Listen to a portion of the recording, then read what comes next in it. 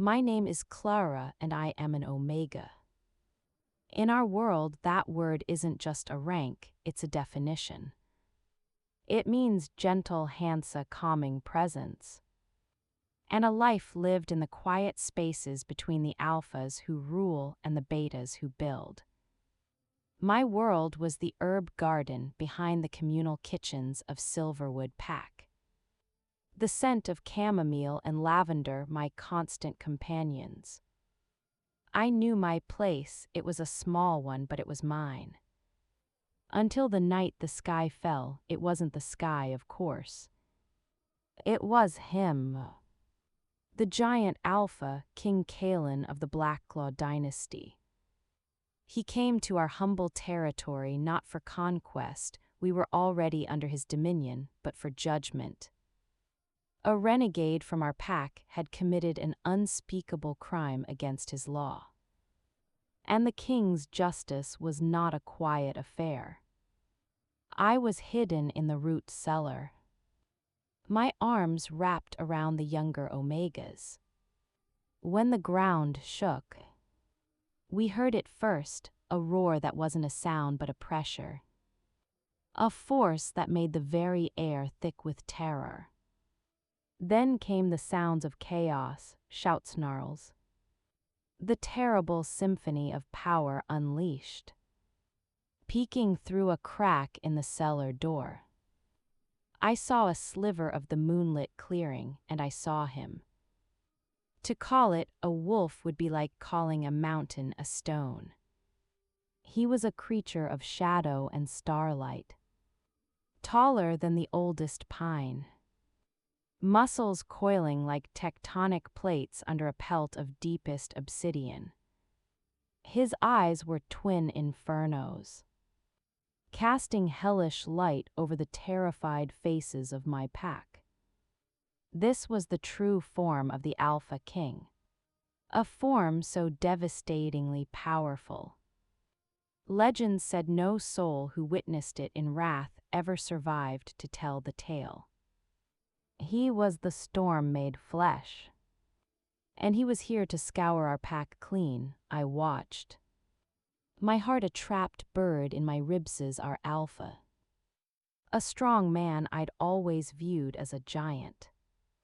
Cowered before King Kaelen. The renegade was already a red stain on the grass. But the king's fury wasn't sated. His gaze swept over the pack. A silent verdict of collective guilt. His massive head swung toward the row of Omega's quarters, toward the root cellar. A low, earth-tearing growl rippled from him. It was a promise of annihilation. He took one step, then another, each impact a tremor. He was coming to erase the weakness. To purge the source of our pack's shame. Panic pure and acidic shot through me. The children behind me whimpered. In that moment, something broke in me. Not fear, but a fierce, protective surge I'd never felt. They were innocent, they were mine to protect. I didn't think.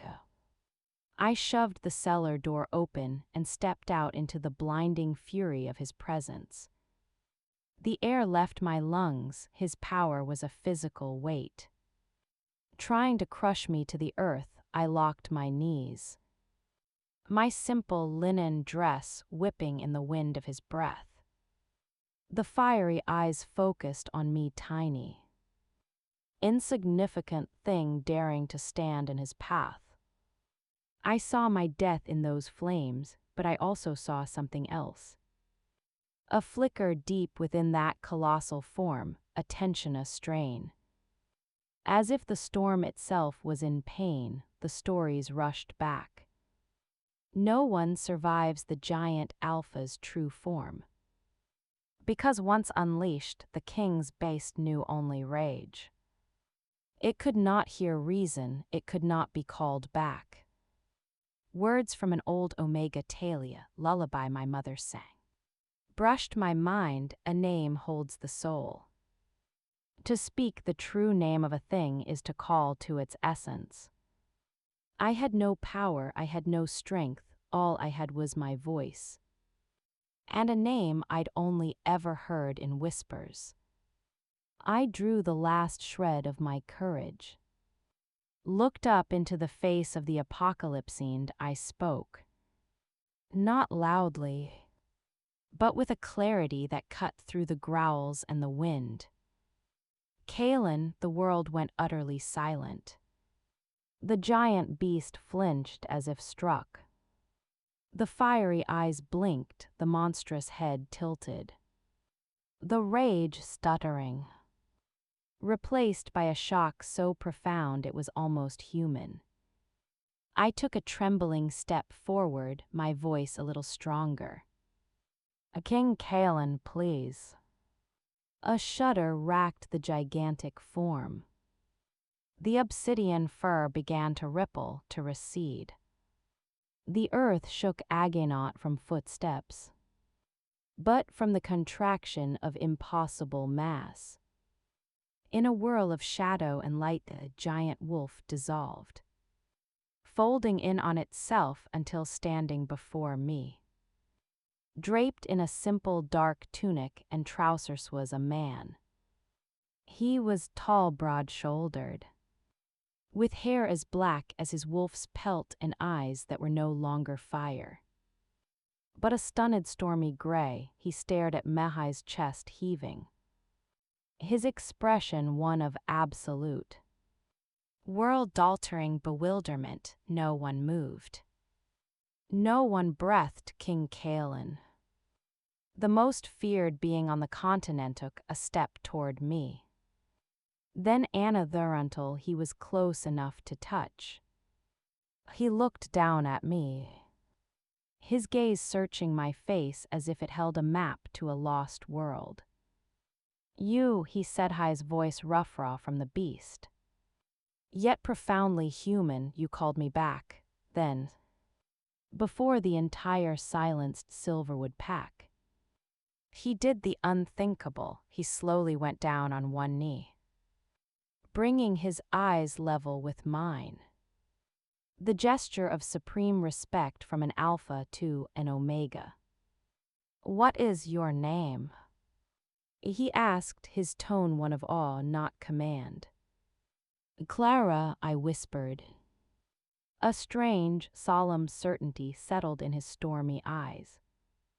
Clara, he repeated, and the way he said it felt like a seal being set. From this moment you are under my protection. You are claimed by the Blackclaw throne. He rose, turning his head to address our alpha, his voice regaining its edge, but it was now directed. Controlled, the debt is paid, the pack is spared. His gaze returned to me, softening once more. She comes with me. And just like that, my quiet life among the herbs was over. I had spoken a name, and in doing so, I had bound my fate to the most dangerous alpha who had ever lived. I didn't know it then, but my story, and the forgotten legacy of all Omgashad just begun. The journey to the Blackclaw Citadel was a blur of strange landscapes and profound silence. I traveled not on foot but in a luxurious enclosed carriage, a world away from the root cellar.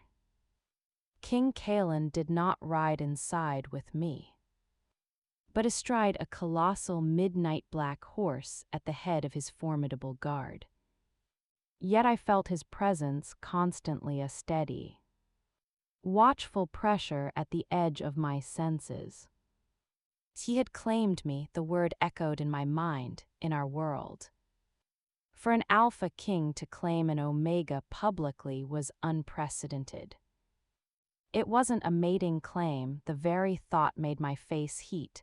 It was a declaration of supreme personal guardianship. I was now a ward of the throne. A status so confusing it left me dizzy. What did he want with me? Was I a curiosity?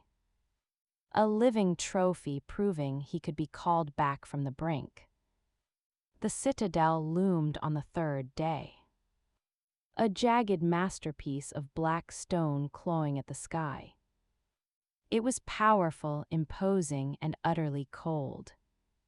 As we passed through gates taller than ancient trees, hundreds of eyes landed on our procession, hard eyes of warriors.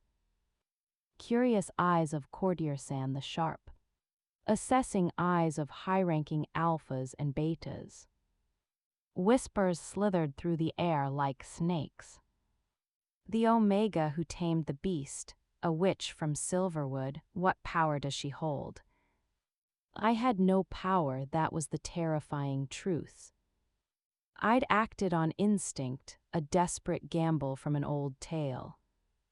Here in this den of political wolves, I had nothing but the king's unexplained decree. I was given chambers in a high tower. Rooms so vast and ornate they felt like a gilded cage. The windows offered a breathtaking, terrifying view of the kingdom. But the air smelled of stone and loneliness. Not earth and herbs. A beta attendant named Liana was assigned to me. She was efficient and polite, but her eyes held a deep-seated caution. The king has requested your presence in the Sunset Gallery before the evening meal.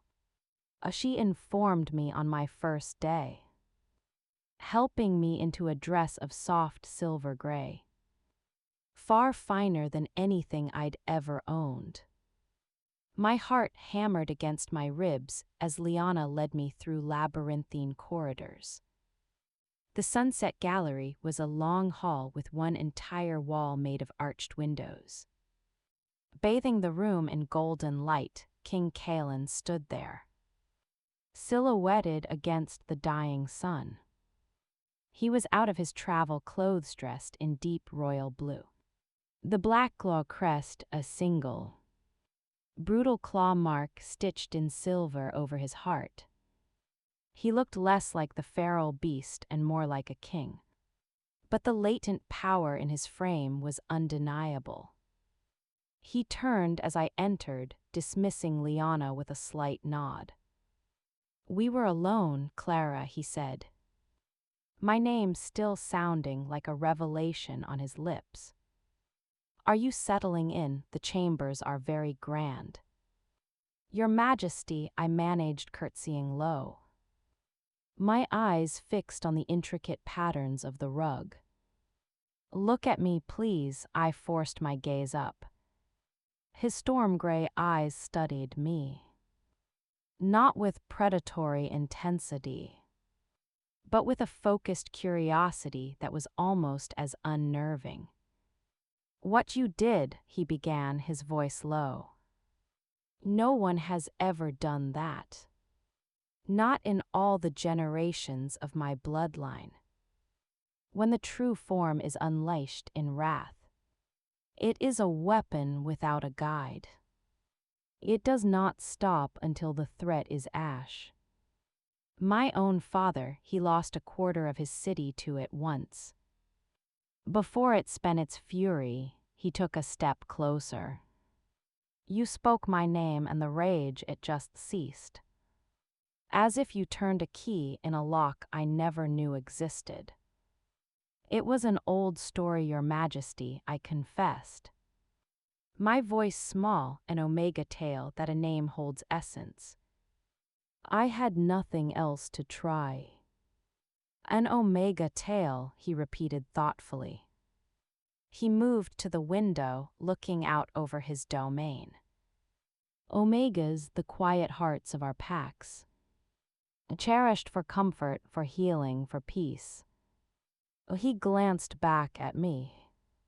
"But perhaps your stories hold more truth than our histories of conquest care to admit." He fell silent for a long moment. "I brought you here for two reasons. The first is protection by claiming you. I have made you a target for every rival and schemer in this court who fears what your influence might be. Keeping you in Silverwood would have been a death sentence. A chill went through me, a target, the second reason.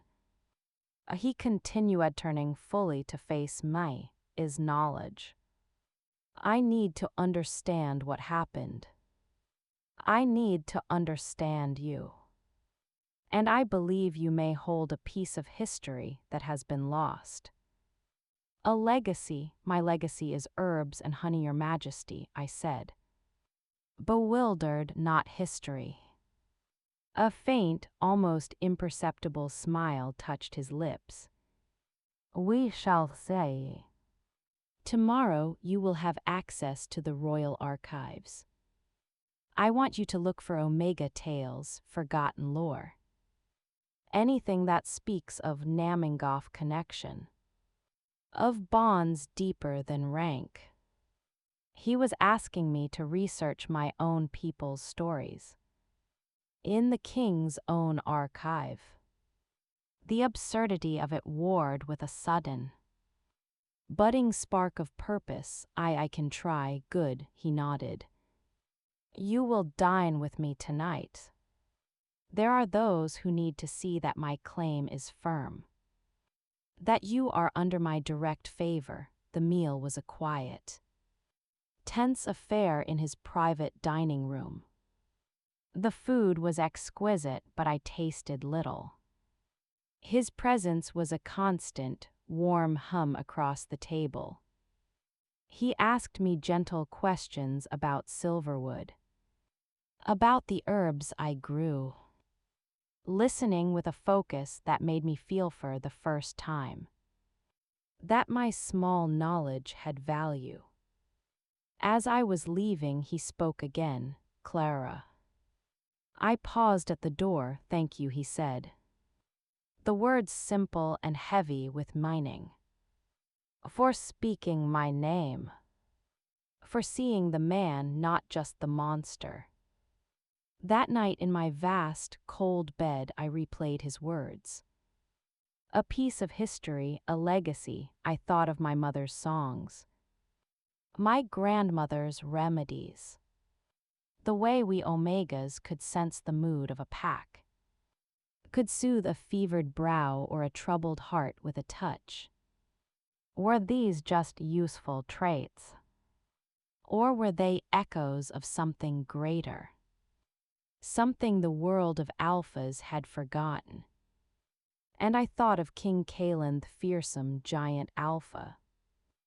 Brought to his knees not by a rival's strength, but by an Omega's voice, the first hook of a grand, terrifying mystery had been set deep within me. What had truly happened in that clearing, and what role was I, Clara of the herbs, meant to play in the court of the Blacklaw King? The royal archives were a world unto themselves. It wasn't a single room but a cavernous, multi-level labyrinth carved into the mountain heart of the citadel. The air was cool and carried the scent of ancient parchment, faded leather-and stone dust. Towering shelves groaned under the weight of scrolls. Codice-and leather-bound tomes. A testament to centuries of Blacklaw history. All written from the perspective of alphas. Of conquests, treaties, and the lineage of kings. This was not a place for Omega tales. Liana led me to a small, dusty annex on the third level.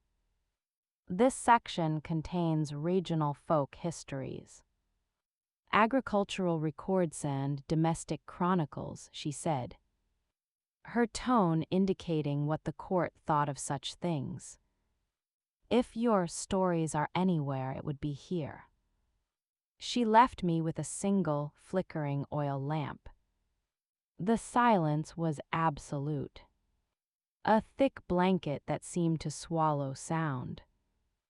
I felt a pang of overwhelming inadequacy. What was I? A gardener, doing searching for ghosts in the king's own archive. But then I remembered the look in Kaelen's eyes, not expectation, but genuine burning curiosity. He believed there was something to find, so I began. The first days were frustrating. I found ledgers detailing grain yields from 200 years ago. I found inventories of tapestries and ceremonial armor.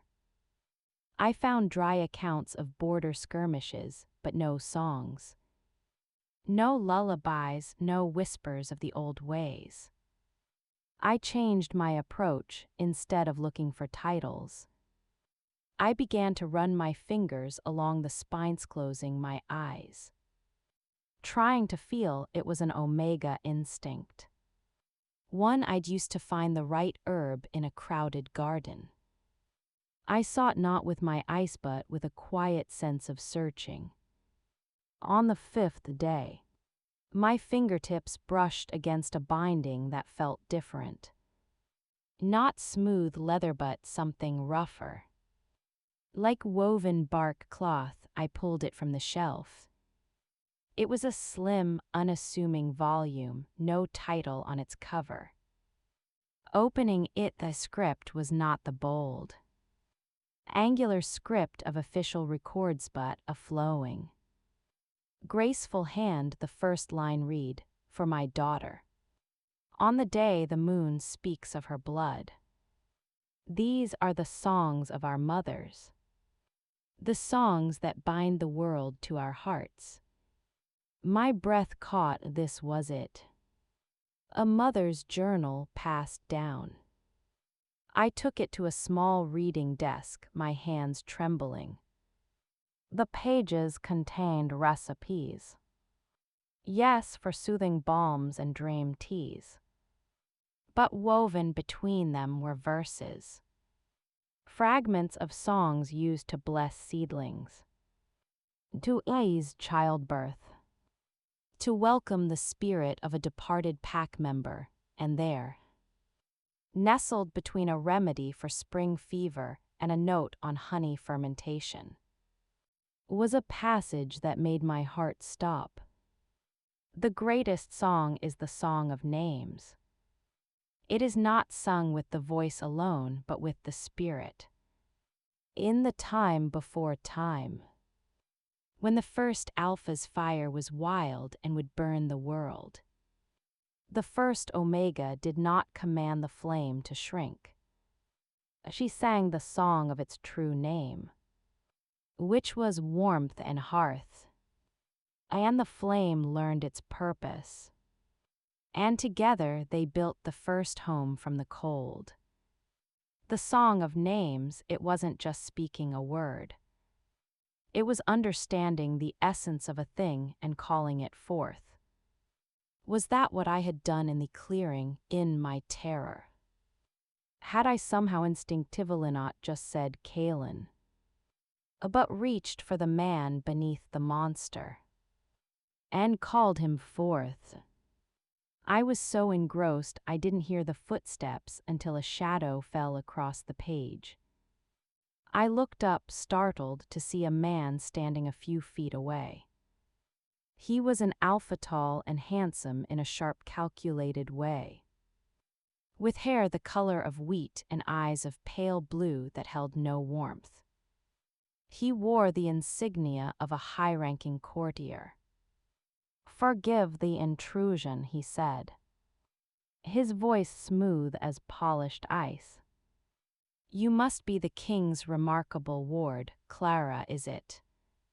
I closed the book slowly. "Yes, my lord." "Lord Verk," he supplied with a slight, elegant bow. "I oversee the citadel's cultural holdings. I heard you were delving into our archives.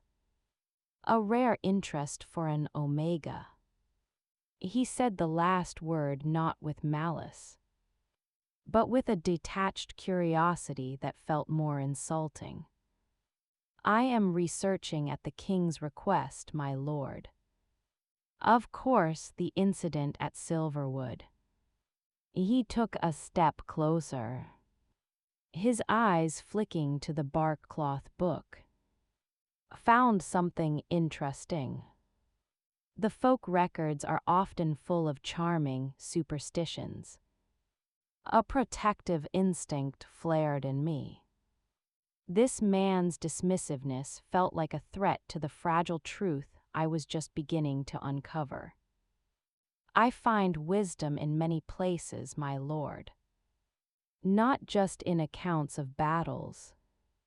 A thin smile touched his lips. How novel. Well, I shall not keep you from your wisdom. His gaze lingered on me for a moment longer, assessing, calculating, before he turned and melted back into the shadows of the archives. The encounter left me chilled. Liana confirmed my unease later. Lord Verk is from the Frostfall pack, a powerful lineage. He was a contender for the hand of the late king's daughter. A union that would have strengthened his house immensely. When King Kaelen ascended, that ambition shifted. He is one of the king's most vocal advisors, and one of the most ambitious men in court. A contender for the throne, or at least its power, and I, an Omega from a backwater Pacno, had the king's direct ear. I had just made myself an obstacle in Lord Verk's path. That night, during my now customary quiet dinner with Kaelen, I mentioned the find. His eyes lit up as I described the Song of Names. But when I mentioned Lord Verk's visit, his expression sobered. Verk is clever, Kaelen said, setting his goblet down. He believes power is a pyramid with himself at the apex. Your existence seemed my interest in Yauchalinge's that view. Be polite, but be wary around him. Report any further unusual interest to me. He called the stories superstitions, I confessed, failing a sting of foolishness. Kaelen reached across the table, his hand covering mine for a brief electric moment. What you found in that book, Clara, is more real than any strategic doctrine Verk has ever devised. It is a truth we have forgotten. Do not let his cynicism dim your light. His touch and his words were a shield. But as I returned to my chambers, the cold gaze of Lord Verk seemed to hang in the air. I wasn't just searching for a lost legacy anymore. I was holding a flickering flame in a hall of drafts. And I had just seen one of the drafts take notice. The archive was no longer just a place of study. It had become the first quiet battlefield. The bark-cloth book became my compass. Its songs were like half-remembered dreams. Melodies without music, but their intent was clear. They spoke of harmony, of listening to the wind in the pines not just as sound, but as a voice, of feeling the heartbeat of the river through the soles of your feet.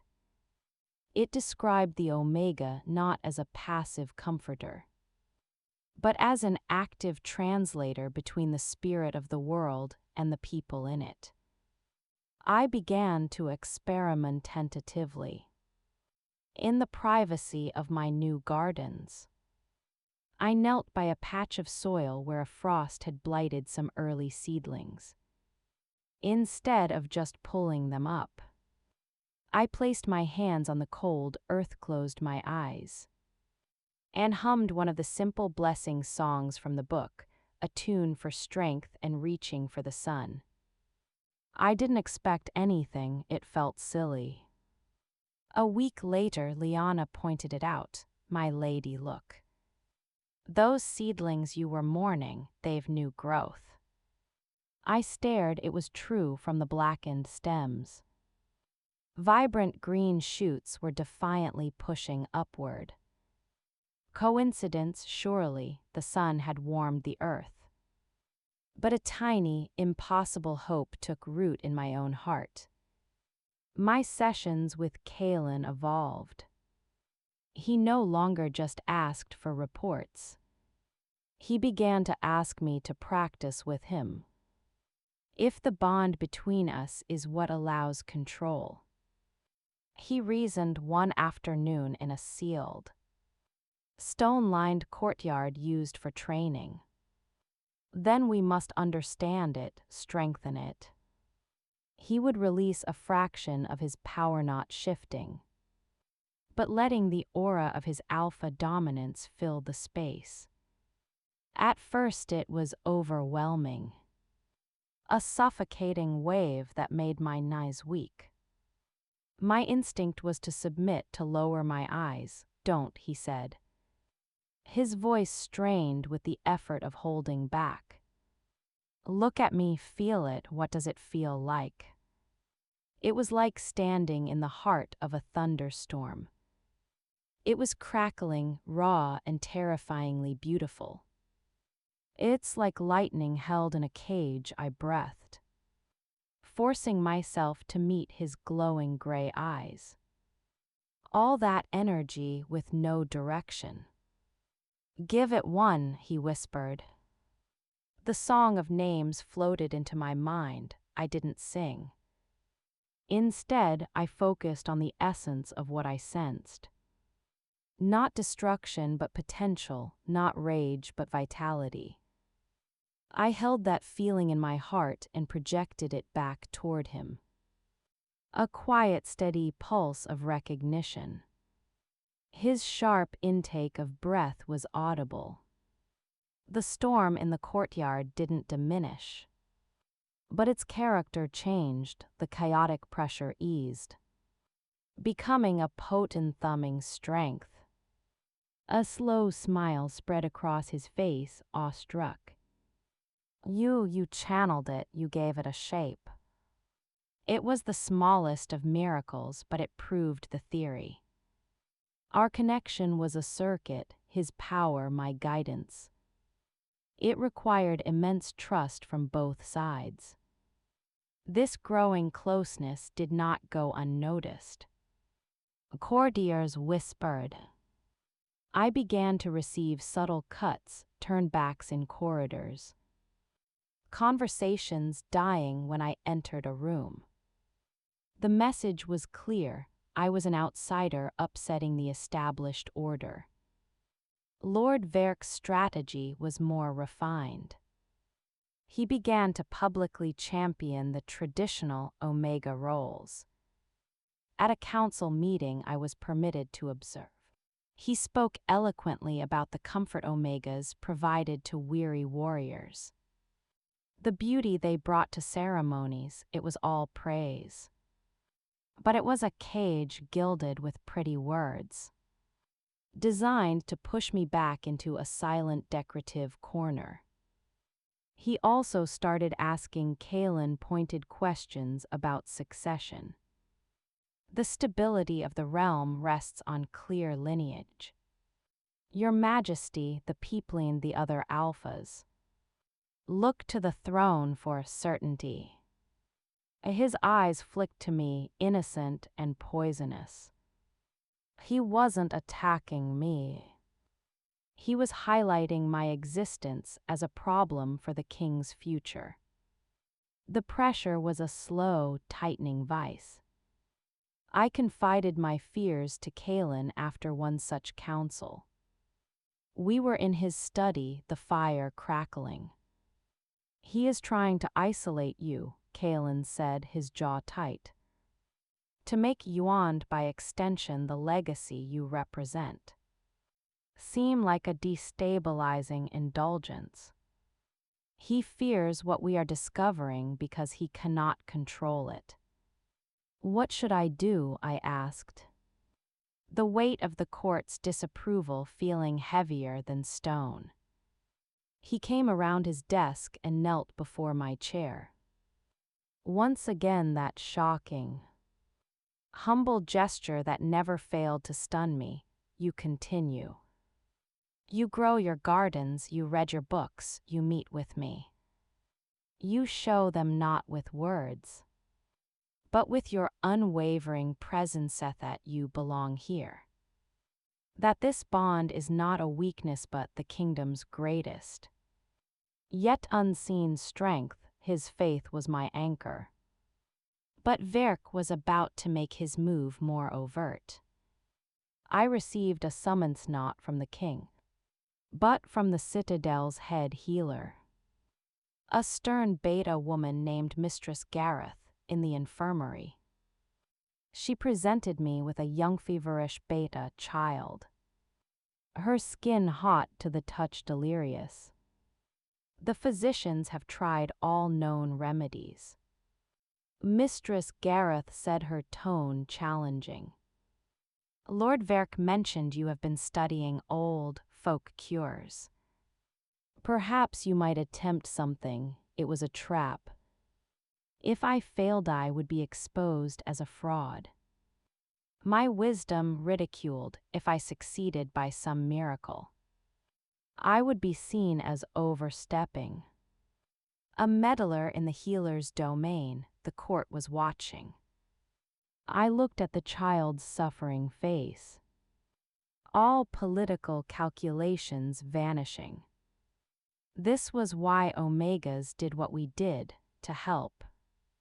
I asked for cool water and lavender.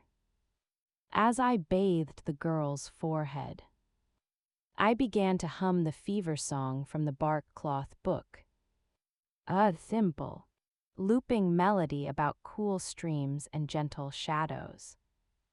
I poured all my focus into the intent, not just to lower the fever, but to bring comfort, to soothe the frantic fire within. I sang until my voice grew soft, until the child's thrashing stilled and her breathing deepened into sleep. When I finally looked up exhausted, Mistress Gareth was checking the girl's pulse. Her stern face was unreadable. She placed the child's hand down and turned to the small crowd of onlookers that had gathered, including a smirking Lord Verk. The fever breaks, she announced, her voice flat. She then looked directly at Verk. It seems the old ways still have their place, my lord. As we have always known, with Thatch gave me a curt, respectful nod and turned back to her patient. I had not been celebrated, but I had been acknowledged by a respected authority. The trap had been sprung and I had walked out of it. Not with a bang but with a quiet undeniable proof of value. Verk's smirk was gone, replaced by a cold considering look. The game had just leveled. I was no longer just a curious ward, I was a player on the board. And he now knew I would not be easily swept aside. The incident in the infirmary changed things in subtle, profound ways. Mistress Gareth didn't become an ally, but her professional acknowledgement granted me a sliver of legitimacy. A few of the younger healers began to ask hesitant questions about the herbs I used. The court's open ridicule softened into a watchful, wary curiosity. But Lord Verk's strategy shifted from social pressure to historical sabotage. I arrived at the archives one morning to find my usual corner in disarray. The scrolls I had carefully sorted were piled haphazardly. My notes, written in my careful script, were missing. Liana was furious. This was no accident.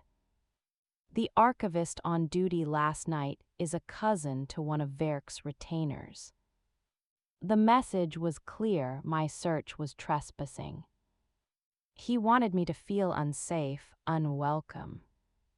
The theft of my notes, the compiled fragments of songs. My observations on the bond with Kaelen felt like a violation. That was my voice on those pages.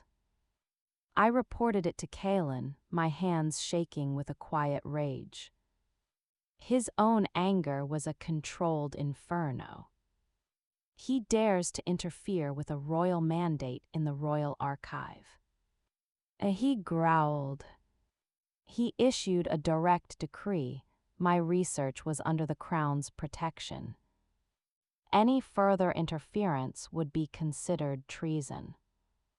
It was a powerful shield, but it also painted a brighter target on my back.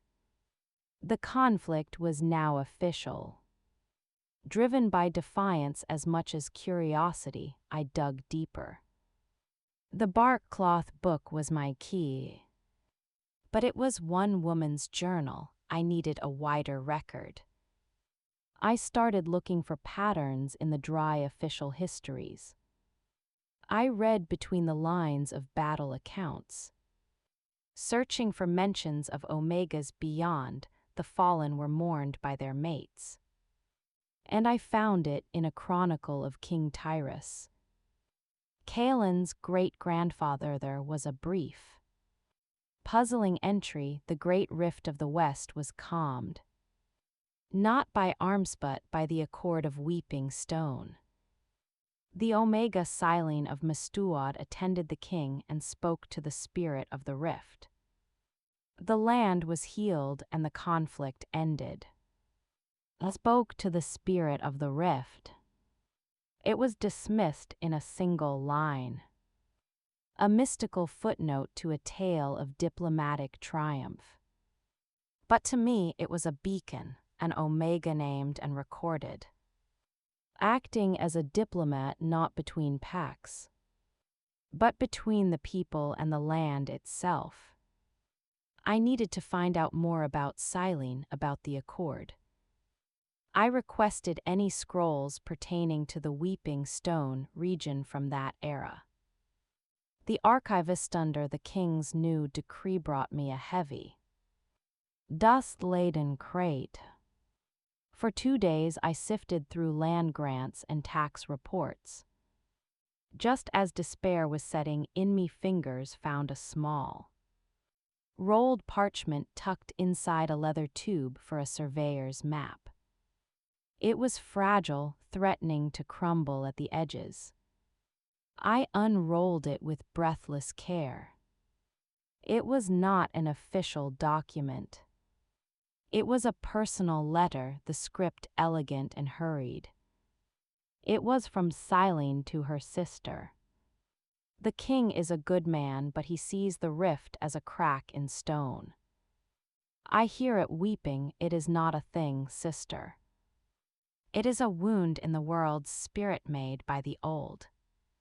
Forgotten wars, my songs cannot fix it, but they can bandage it. I have sung the song of deep earth until my voice is raw. The weeping has quieted to a whisper. The king believes it was his treaty that did it. Let him. Our purpose is to heal, not to be celebrated. But oh, I am so tired, the song takes so much. The letter ended abruptly. A historical record of an Omega's true power. Hidden away like a secret, Silene wasn't just an attendant. She was the instrument of peace, and it exhausted her. This was the legacy, immense, subtle, and draining. It wasn't about control, it was about sacrifice. That evening, I didn't just give Kaelen a report. I brought him the letter. He read it in silence by the fire, his face grave.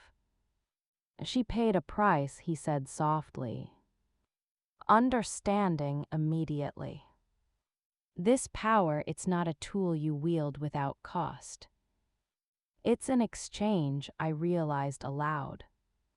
The truth settling into me, you give energy focus. A piece of your own pisto create peace elsewhere. To guide a storm, you must first stand calmly in its heart. He looked from the letter to me, his stormy eyes full of a new concern. Clara, what did it take from you in the clearing? And with me in the courtyard, I thought about it. The bone-deep fatigue after singing to the fevered child. The emotional drain of holding his stormy power and trying to reshape it. It takes presence to do it truly. I have to be completely open, completely connected. It leaves me hollowed out for a time. But it refills, I added, seeing his alarm, like a well. Slowly he stood and paced. Werk seeks power that takes. What you describe is power that gives. He will never understand it, and so he will always fear it. He stopped before me. This is what we must protect. Not just you, but this truth, this choice to give, not take. The following day, the court was abuzz with different news. A delegation from the coastal Sunstrider pack had arrived unexpectedly. Their territory had been struck by violent, unseasonal storms, destroying fishing fleets and flooding villages. They came not for military aid, but for aid of another kind. They had heard whispers of the king's Omega, who had a connection to the old ways. Lord Werk saw an opportunity. In the open court, he addressed the Sunstrider Alpha. The citadel has grain and timber to send, of course. But as for influencing the weather, surely you do not put stock in children's tales.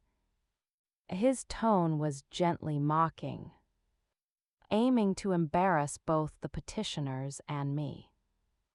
The Sunstrider Alpha, weathered man named Ro, looked directly at Mainering Werk. My grandmother spoke of Omegas who could sing to the sea. To ask for calm, we are not children, we are desperate. We ask not for a miracle, but for an attempt. All eyes turned to Kaelen. He could offer material aid and dismiss the rest, siding with Werk's rational view. Or he could take a monumental risk. He stood from his throne. Omega Clara is under my protection and my trust. If she is willing to try, she will travel with the aid convoy to the coast, with my full guard and blessing. The gasps in the court were audible. Sending a precious, claimed Omega into a disaster zone. Unthinkable, Werk's face was a mask of icy disapproval. Kaelen's gaze found mindful of trust and silent question. Are you willing? I thought of Silene, singing until her voice was raw for a weeping rift. I thought of the child in the infirmary. This was what the legacy was for. Not for hiding in archives, but for helping. I stepped forward, my heart pounding. I looked at Alpha Roan and nodded. I will try. In that moment, I saw the flicker of hope in his desperate eyes. And I saw the cold, calculating spark in Lord Werk's. He had wanted to corner me in the court of whispers instead. Kaelen had just moved me to the center of a real-world stage. The stakes were no longer about reputation but about lives. The next chapter of my journey wouldn't be written in dust and parchment. It would be written in salt spray and storm winds. And I would have to prove that the Song of Names was more than just a forgotten verse in a book. The journey to the coast was a world away from my first trip to the citadel. Then I had been a stunned passenger in a gilded carriage. Now I rode near the front of a column mounted on a gentle mare, flanked by a full squad of Kaelen's most trusted Blackclaw guards. Their captain, a scarred but kind-eyed beta named Garrick, treated me with a respectful deference that felt earned, not forced. The air grew heavier, carrying the tang of salt and decay. The further we traveled into Sunstrider territory, the clearer the devastation became. Roads were washed out, trees ripped from the earth, and the faces of the people we passed were etched with a hollow despair. It was a landscape of raw-weeping grief, not unlike the spiritual rift Silene had described. Lord Verk had not come, of course. He remained at the citadel, overseeing the logistical efforts. But his presence was a chill at my back. This was his proving ground if I failed. His narrative that I was a distracting novelty would be cemented. If I succeeded, I pushed that thought away. Success felt like a distant, fragile hope. Alpha Roan's people were housed in makeshift camps on high ground, their villages reduced to splinters below. The storms had passed, but the sky was a menacing bruise, and the sea was a restless churning monster. That first night, as I stood on a cliff overlooking the wrecked shore, I felt it. It wasn't just wind and water, there was a rage in the air. A chaotic, wounded energy that vibrated through the soles of my feet and made my teeth ache. This was no natural weather pattern, it felt torn. I spent the next day not singing but listening. I walked the broken coastline with Garrick, a silent shadow, ignoring the curious and skeptical looks. I placed my hands on shattered pilings, on salt-crusted stones. I closed my eyes and did not seek to command or even soothe. I just listened, and in the howl of the wind I heard it. A dissonant, pained song. It was the memory of crashing hulls, the scream of drowning timber, the salt-bitter tears of those left behind. The land and sea weren't angry, they were grieving, reverberating with the trauma inflicted upon them.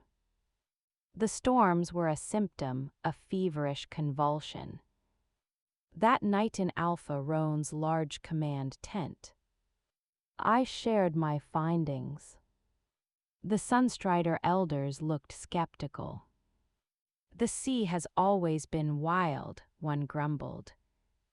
It needs a strong arm, not a song. But Roan, who had spent his life reading the waves, slaned forward. You say it grieves for the ships, for our dead, and for the old balance, I said. Thinking of Silene's letter, it feels violated. The wounds of the storm opened older wounds. Wars fought on these cliffs, blood spilled into this water.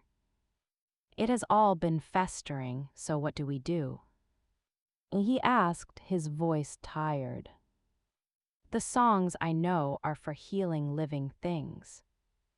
For gentle guidance, I confessed. This is a sickness of spirit on a vast scale. I don't know if I can heal it, but perhaps I can speak to it. Acknowledge the pain. Sometimes that is the first step toward peace. It was a thin thread of a plan, but it was all I had. The following dusk, when the oppressive energy seemed to peak, I asked to be taken to a specific place, a narrow, rocky promontory that jutted into the sea like a crooked finger. It was where the feeling of Chinese letter tearing was strongest. I wore a simple, sturdy dress, my hair braided back. I carried nothing but a small pouch of lavender from my garden, a touchstone of peace. Garrick and his guards formed a wide perimeter, their faces tense. Roan and his elders watched from a safer distance. The wind whipped at me, hungry and cold. I sat on the cold rock, ignoring the spray, and closed my eyes. I didn't try to block out the chaotic song of grief. I let it in, the fear of the fishermen, the fury of the waves, the deep ancient sorrow of the stone beneath me. It threatened to overwhelm me, to drown my own spirit in its cacophony. Then I began to hum. Not one of the specific songs from the book, but a wordless melody born from the very center of the pain I was feeling. It was a tune of acknowledgement. I hear you, I feel your hurt. I poured into it the memory of the seedlings pushing through frost, of the fever breaking off Kaelen's storm finding focus. I poured in the Omega legacy, not to fight pain, but to hold space for it. I sang of calm harbors and still ponds, of roots digging deep into unshakable ground. I sang a counterpoint to the dissonantia, gentle, a persistent thread of steadiness. I don't know how long I sang. My voice grew hoarse, then faded to a whisper, then lived only in my mind. The exchange Silene wrote of was real. I felt myself being poured out, my own emotional reserves flowing into that melody, a offering to the rage of the elements. A profound exhaustion settled into my bones, a weariness deeper than sleep. But as I hovered on the edge of that void, something shifted. The wind didn't stop, but its character changed. The biting, malicious edge softened. It became just wind again, powerful but natural. The churning sea below didn't grow calm, but its waves lost their frantic hoppy violence, settling into a rhythmic, powerful swell. The oppressive, torn feeling in the air dissipated, like a fever breaking. I slumped forward, my strength utterly gone. Strong hands caught me before I hit the rock. Garrick, his face, usually so stoic, was etched with awe. "By the old gods," he whispered. I was carried back to the camp. I slept for nearly a full day. When I awoke, weak but clear-headed, Liana was there. Her eyes red. "You scared us," she said simply. "Alpha Roan came to see me." The despair in his eyes had been replaced by a cautious, dawning light. "The weather sages say the storm pattern has broken. The sea is returning to its normal rhythms." He took my hand, a gesture of profound respect from an alpha. "You did not command it, you communed with it. We will remember this, Clara of Silverwood. The Sunstrider pack owes you a debt."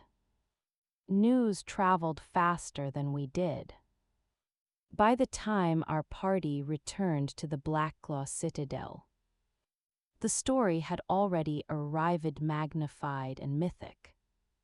The Omega who soothed the sea. It was on the lips of every servant, every guard. Our return was met not with the usual quiet scrutiny, but with stares of open wonder. As I walked the halls to report to Kaelen, courtiers who had once turned their backs now offered slight, uncertain nods, I found Kaelen in the training courtyard. He turned as I entered, and the look on his face stole my breath. It was pride eyes. But something more profound, a validation. A joy that the truth he had sensed in me had proven itself in the wide world. Before I could speak, crossed the distance and, in front of Garrick and the guards, simply rested his forehead gently against mine. It was an alpha gesture of deep kinship of pack.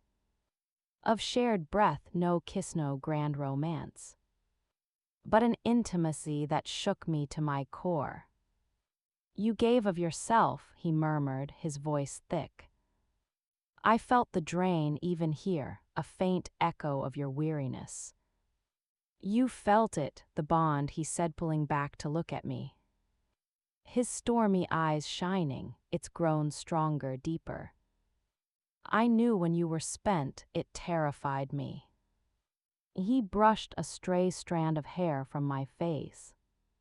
His touch feather-light, "But you came back. And you brought the calm with you."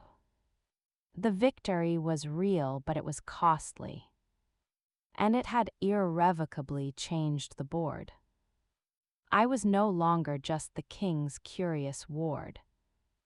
I was the Omega who had healed a coastal pack. My legacy was no longer a theory in a book. It was a song sung into a gale, and Lord Verk, watching from the shadows of the archways, would now know he wasn't dealing with a mere scholar. He was dealing with a power he could not comprehend, and therefore could not control. His next move, I knew, would not be one of subtle sabotage. It would be decisive. The citadel buzzed with a new energy. A curious, hopeful hum that grated against Lord Verk's preferred atmosphere of austere control. Official petitions began to arrive. Not just for grain or soldiers, but for Omega Council disputes over blighted lands, strange illnesses in livestock, a request from a mining pack whose tunnels echoed with disturbing whispers. The world was remembering it had once asked different questions, and it was turning to the throne for answers. Kaelen established the Omega Conservatory not as a future promise, but as a present reality. He granted me the sun-filled wing overlooking the gardens and assigned scribes to help me compile the teachings from the bark-cloth book and my own experiences. The first Omegas who arrived were timid, often brought by progressive alphas who had seen the change at Sunstrider. They were women and men with gentle hands and fearful eyes, unsure of why they'd been summoned. I didn't lecture them from a dais. We sat in the gardens. I showed them how to listen to the soil, to feel the health of a plant not just by its leaves, but by the subtle energy in its stalk. I shared the simple blessing songs. Their initial skepticism melted into wonder as they do.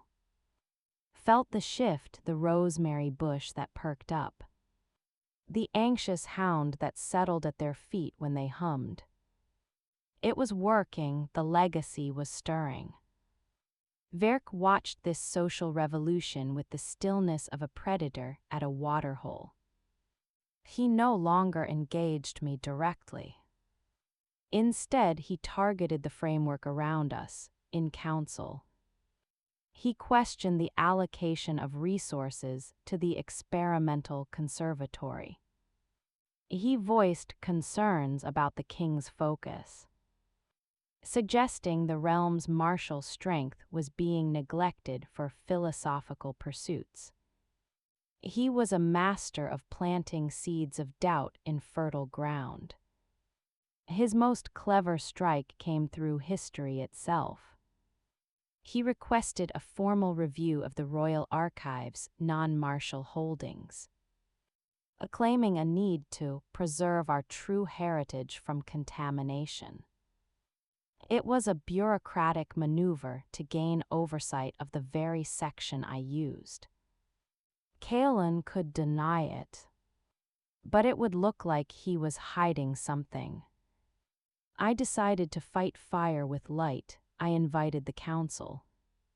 Werk included a demonstration in the gardens. I was nervous, my palms damp. This wasn't a life-or-death situation like the coast. It was a performance scene those felt false. I chose a young fruit tree that had been stunted. Its branches brittle, this tree is not sick. I explained to the assembled alphas and betas, their expressions ranging from curiosity to outright disdain. It is afraid it was planted the day the old hall burned, and its roots drink from soil that remembers fear. Werk arched an eyebrow, and you will reassure it. Ignoring his tone, I knelt. I placed my hands on the earth at its base. I didn't sing of growth or fruit. I sang the song of deep earth from Silene's letter, a song of stability, of time off the quiet and moving strength beneath all turmoil. I poured into it the feeling of the citadel's stones, not as cold fortification but as enduring shelter. I let my own sense of safety, here hard-won as it was, flow into the melody. The change wasn't dramatic. No miraculous blossoms, but as I finished, a gentle breeze sighed through the garden. The tree's leaf switch had been curled tight, relaxed and opened slightly, turning to catch the sun. A visible, subtle sigh of relief. An older Alpha Lord Bren, who had lost an arm in battle and was known for his no-nonsense attitude, stepped forward. He stared at the tree, then at me. I felt that, he said, his gravelly voice quiet. In my old bones, a settling. He looked at Kaelen, then at Werk. It's not magic. It's command of a different field. I've led charges that felt less purposeful. It was a pivotal moment. A respected warrior had given it a soldier's endorsement. Werk's mask of polite skepticism didn't slip, but his eyes turned glacial. Afterward, Kaelen found me by the now serene tree. Bren's word carries weight with the traditionalists. You've just won a general without drawing a sword. But Werk is regrouping, I said, watching a hawk circle high above. He's losing the war of ideas. He'll switch tactics to something less intellectual. Kaelen's gaze followed the hawk. He had reports. He's been making frequent trips to the western border, near the Obsidian Ridge. Officially, he's inspecting the garrisons. A cold knot formed in my stomach, the Obsidian Ridge. The name rang a bell from my research. I spent the rest of the day in a frenzy, pulling every scroll and mention of that desolate, mineral-rich mountain range. Late that night I found it, in a bestiary of legendary creatures. There was an entry for the Shadow Spike, also called the Rage Catalyst. It was described as a rare, jagged crystalline formation that grew in places of deep, violent psychic trauma. The text warned, its resonance amplifies aggressive and hostile emotions, whispering to the beast within all alpha kind. In ancient times, They were sought by warlords to incite fury in their troops. The presence of a bonded Omega was said to be the only counter to its influence. Their harmonic field able to shatter the crystal's malignant song. The book fell from my numb fingers. Werk wasn't just inspecting garrisons. He was searching for a weapon. A weapon designed specifically to bypass an alpha's control. To ignite the mindless fury of the true form. And the only counter was a bonded Omega, me. He didn't need to defeat Kaelen in battle or discredit me in court. He just needed to get the king alone. Near one of those crystal sand, let nature take its course. A giant alphalos to raid would destroy everything around him, starting with his own kingdom. And in the ensuing chaos and power vacuum, who would be best positioned to seize control? The prepared, ambitious Lord Werk. I ran to Kaelen's chambers, the scroll in hand. He read the passage, his face hardening into granite. So that is his endgame, he breathed. Not to fight me, but to unleash me upon my own people. We have to warn the garrisons. Confiscate any crystals he's found. I said, my voice trembling, he will have hidden them well. Or supplanted them in places where I am expected to go. Kaelen said, his mind racing ahead. A border tour, a dedication of a new outpost. We can't let him lure you out there. Kaelen looked at me, a fierce, determined light in his eyes. No, we let him think he has. A dangerous plan crystallized between us. We would use Werk's own trap against him. Kaelen would announce a royal progress to the western border. To honor the garrisons and survey the obsidian ridge for strategic resources. The bait would be dangled, and I would go with him. Not as a hidden asset, but openly, the bonded Omega. The only counter to the shadow spike.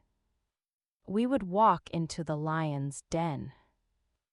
Armed only with a truth Werk considered a fairy tale.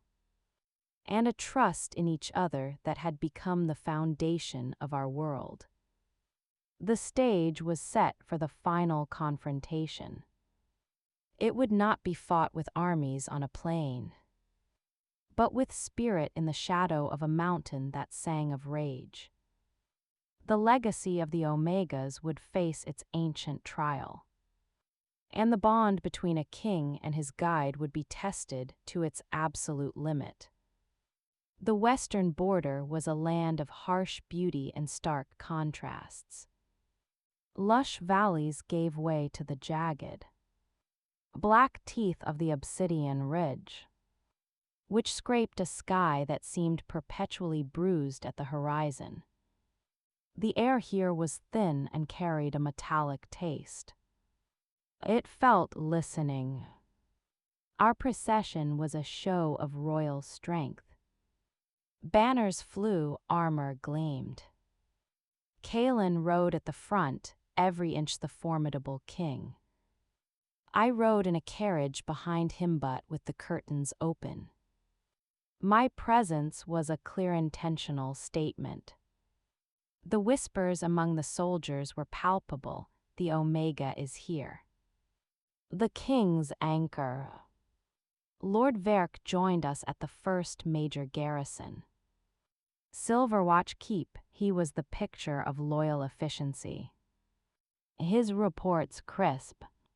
His welcome for the king flawlessly respectful, his eyes. When they flicked to me, held nothing but bland courtesy. The perfect viper. I've arranged a tour of the new watchtowers along the ridge's base tomorrow. Your Majesty. Verk said over the evening meal in the keep's hall. The views of the frontier are illuminating. And the men would be heartened by your presence. Illuminating, I felt a chill. Kaelen nodded, his expression neutral. Well, we would not want to disappoint the men that night. In the chambers allotted to Meth, Bond felt strange. Not weak, but pressured. It was as if a subaudible hum was vibrating at the edge of my awareness. A discordant note trying to sync with the rhythm between Kaelen and me. The shadow spike, it was already nearby. Its influence a subtle poison in the air. Testing the seams of our connection. I sought out Kaelen in his quarters. He stood at the window, staring at the brooding silhouette of the ridge. You feel it too, he stated without turning. It's like a headache behind my eyes, I whispered. A bad song, he turned and I saw the strain in him. A tightness around his mouth. A faint gleam of red in the depths of his gray eyes. The beast was feeling the call, it whispers, Clara. It tells me how easy it would be to simply let go. To stop holding this shape, this control. That true power is in the rage. I crossed the room and without thinking took his hands. They were warm, tense. I didn't speak. I just focused on the bondin, the clear channel we had built. I remembered the feeling of his power in the courtyard, potential. Vitality, I pushed that feeling toward Hema steady. Silent stream against the whispering static, he took a deep, shuddering breath hand, the red glimmer faded. His hands relaxed in mine. It's like you opened a window in a smoky room, he murmured. Thank you, tomorrow, I said, my voice firm. When we go to the ridge, you must stay physically close to me. The bond is stronger when we're near, he gave a grim smile. Where else would I be? The tour the next day was a masterclass in tension. We rode along a rugged trail at the foot of the Black Cliffs. Verk pointed out strategic features, his voice calm. But his every gesture felt like a move on a chessboard. I stayed by Kaelen's side, my mare keeping pace with his stallion. The oppressive, humming pressure grew with every step. I saw soldiers at the watchtowers rubbing their temples. Their tempers shorter, their voices snappish. Then, Verk led us into a narrow canyon. A natural shortcut to the next tower. This pass was recently cleared, he said, his voice echoing off the close walls. It shows the mineral richness of the ridge. The canyon was a trap, I felt it the moment we entered. The humming spiked into a physical vibration. The air grew thick and hot. And there, embedded in the wall at a turn in the pass, was it. A cluster of jagged, obsidian black crystals that seemed to drink the light. From their chorea visible. Sickly violet pulse throbbed in time with the maddening hum. The shadow spike, Kaelen reeled in his saddle. A guttural sound tearing from his throat. His eyes flashed crimson. The horses reared, sensing the shift all around us. The soldiers in our retinue and those manning the canyon walls clutched their heads. Snarls breaking from human throats as their inner wolves reacted to the amplified rage. Verk, wearing a filtered crystal on a cord around his own neck, watched with cold, triumphant eyes. You see, Your Majesty. The true nature of power unbridled, pure. Why chain the storm, become it? This was his moment. He didn't need to attack. He just needed the king to lose control and destroy his own loyal soldiers. His Omega himself, the ultimate, deniable assassination. Kaelen was fighting Ithai's body, trembling with the effort. Muscles knotting. But the crystal's song was a siren call to the deepest. Most feral part of him, his form began to shimmer. To grow, the first terrifying signs of the involuntary shift into the true form. I threw myself from my horse, landing hard on the rocky ground. I ignored the pain, the chaos, the snarling soldiers. I fixed my eyes on Kaelen, on the man drowning in the beast. I didn't speak his name. That was for calling back a single lost moment. This was a war for his soul. I opened my mouth and I sang. I sang the first song I ever learned from the bark cloth book. The blessing for seedlings.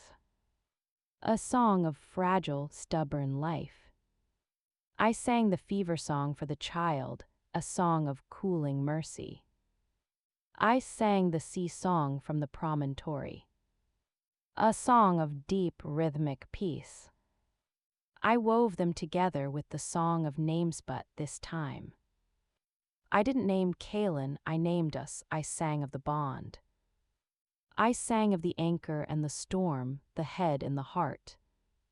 I gave sound to the silent channel between us. Made it resonate not just in my spirit but in the very air. I poured every ounce of my being, every lesson of the legacy. Every moment of trust we had built into a single, defiant harmony aimed at the crystal's dissonance. It was an exchange greater than any before. I felt myself unraveling me, consciousness stretching thin. A candle burning at both ends to create a shield of pure, harmonic light. The violet pulse of the shadow spike wavered. Its hum cracked. Kaelen, caught between the crystal's scream and my song, let out a roar that was both agony and ecstasy. He didn't fight the shift, he completed it. But it was not the mindless giant of legend. The form that erupted from the shimmering air was colossal. Majestic, a creature of power and awe. But his eyes were not infernos of rage, they were the calm, focused gray of a king's tinged with starlight. He stood, a titan of obsidian and muscle, fully in control. My song was the reins in his mind, the guide for his immeasurable strength. He turned his great head toward the shadow spike cluster. He didn't attack it with tooth and claw. He simply breathed out a concentrated pulse of that harmonized power. A wave of focused will that resonated with the frequency of my song. The malignant crystals shivered, then shattered with a sound like 1,000 mirrors breaking. Their poisonous song cut off into silence. The effect was instantaneous. The snarling soldiers blinked, shaking their heads as if waking from a nightmare. The oppressive weight vanished. Lord Verk stood alone in the suddenly quiet canyon, his face a mask of stunned utter defeat. His technological weapon had been broken by a song. His plot lay exposed at the feet of a giant alpha who was not a monster, but a kingfully sovereign, with a gentle-looking Omega woman standing unwavering before him. Kaelen's giant form shimmered and condensed back into the man. He was pale, sweating, but his gaze was clear. He looked at me. His expression one of boundless gratitude and pride. Then he turned his stormy eyes to Werk, Lord Werk.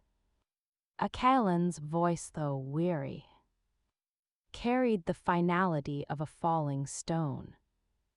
You sought to unleash a beast upon my people, you failed. Because you understand power only as taking. He gestured to me, to the dazed, now loyal soldiers. You will never understand that true strength is found in what we choose to protect. With a nod from Kaelen, Garrick and the guards moved in. There was no fight left in Werk, he was led away. Not just a political rival defeated, but an ideology rendered obsolete. I swayed on my feet, the cost of the song crashing down on me. The world grayed at the edges, but before I could fall, Kaelen was there, his arms strong around me, holding me up. I have you, Clara, he whispered into my hair.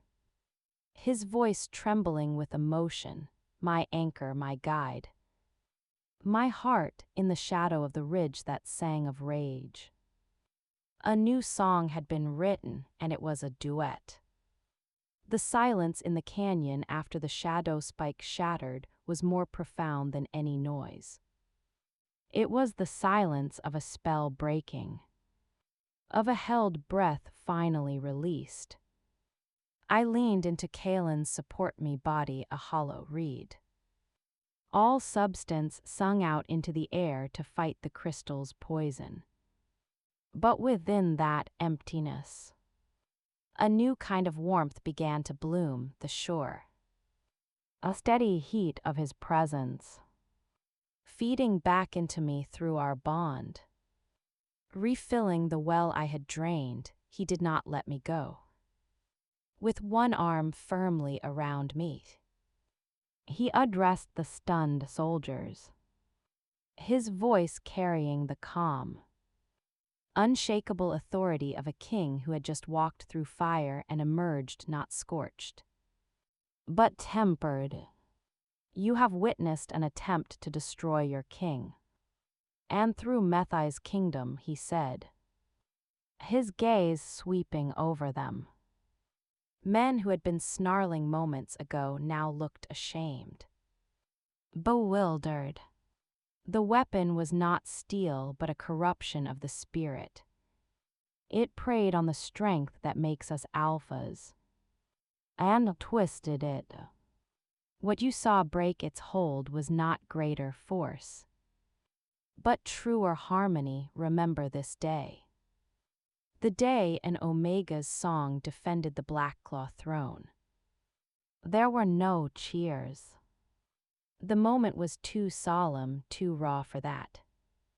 But there were nods, slow and understanding. The hard-bitten border guards looked at me with a new respect, not as a fragile treasure, but as a weapon they had never conceived of. Werk was taken under heavy guard, bound in silver-laced chains that dampened any shift. His cold composure had cracked, leaving behind a shell of scything impotent fury. His plot was not just defeated. It was humiliatingly dismantled in front of his intended pawns. We returned to Silverwatch Keep. But the atmosphere had transformed, the oppressive, subtle hum was gone, replaced by a clear-clean energy. That night in the keep's hall, Kaelen held an open court for the garrison. He spoke plainly of Werk's treason, of the nature of the shadow spike, and of the Omega legacy that had countered it from this day. He declared, any Omega who wishes to learn the ways of the old songs, of deep listening and spiritual guardianship, will find sanctuary and tutelage at the Citadel's new conservatory. Their gift is not a replacement for the strength of alphas or the skill of betas. It is the balance that allows all our strengths to serve rather than destroy. It was a decree that would echo across the realm, spoken not from the safety of the throne room, but from a border keep on the edge of desolation. It carried the weight of proven truths. The journey back to the citadel was a victory procession, but a quiet, thoughtful one. Kaelen and I rode side by side for long stretches. Speaking little, the bond between us was different now. It had been tested at its absolute limit and had held. It felt less like a connection and more like a fact of existence, as integral as breathing. We were two halves of a single sovereign entity, the will and the heart. The citadel itself seemed to greet us differently. The stones felt warmer, the air lighter. News had flown ahead, of course. The court assembled in the great hall was not just curious or wary. They were awed they saw not a king and his peculiar ward, but a united front that had quelled a treason born of ancient. Dark magic Lord Brenth, one-armed general, was the first to step forward and bow deeply. Not just to Kaelen but to me. The realm owes you a debt, Omega Clara. You have shown us a form of courage we had forgotten to name. Others followed, the shift was tectonic. Where I had been an outsider, I was now a founding pillar of a new order. In the days that followed, the Omega Conservatory transformed from a hopeful experiment into a thriving institution. Omegas arrived in greater numbers, not just the timid, but those who had always felt a strange affinity for plants or animals, or who could sense storms in their bones, and had been told to ignore such fancies. They came from all packs, even some of the most traditionally rigid. They brought their own songs, their own fragments of lore, and the tapestry of the legacy grew richer by the hour. Kaelen and I settled into a rhythm of joint rule. Mornings were often spent in his council chambers, where I would offer perspectives on disputes, not judging rights or wrongs, but speaking to the underlying emotional or spiritual fractures that caused them. Afternoons were in the conservatory gardens or archives. Evenings were often shared in quiet companionship, discussing the day, planning the future. It was during one such evening in his private study that he showed me the designs.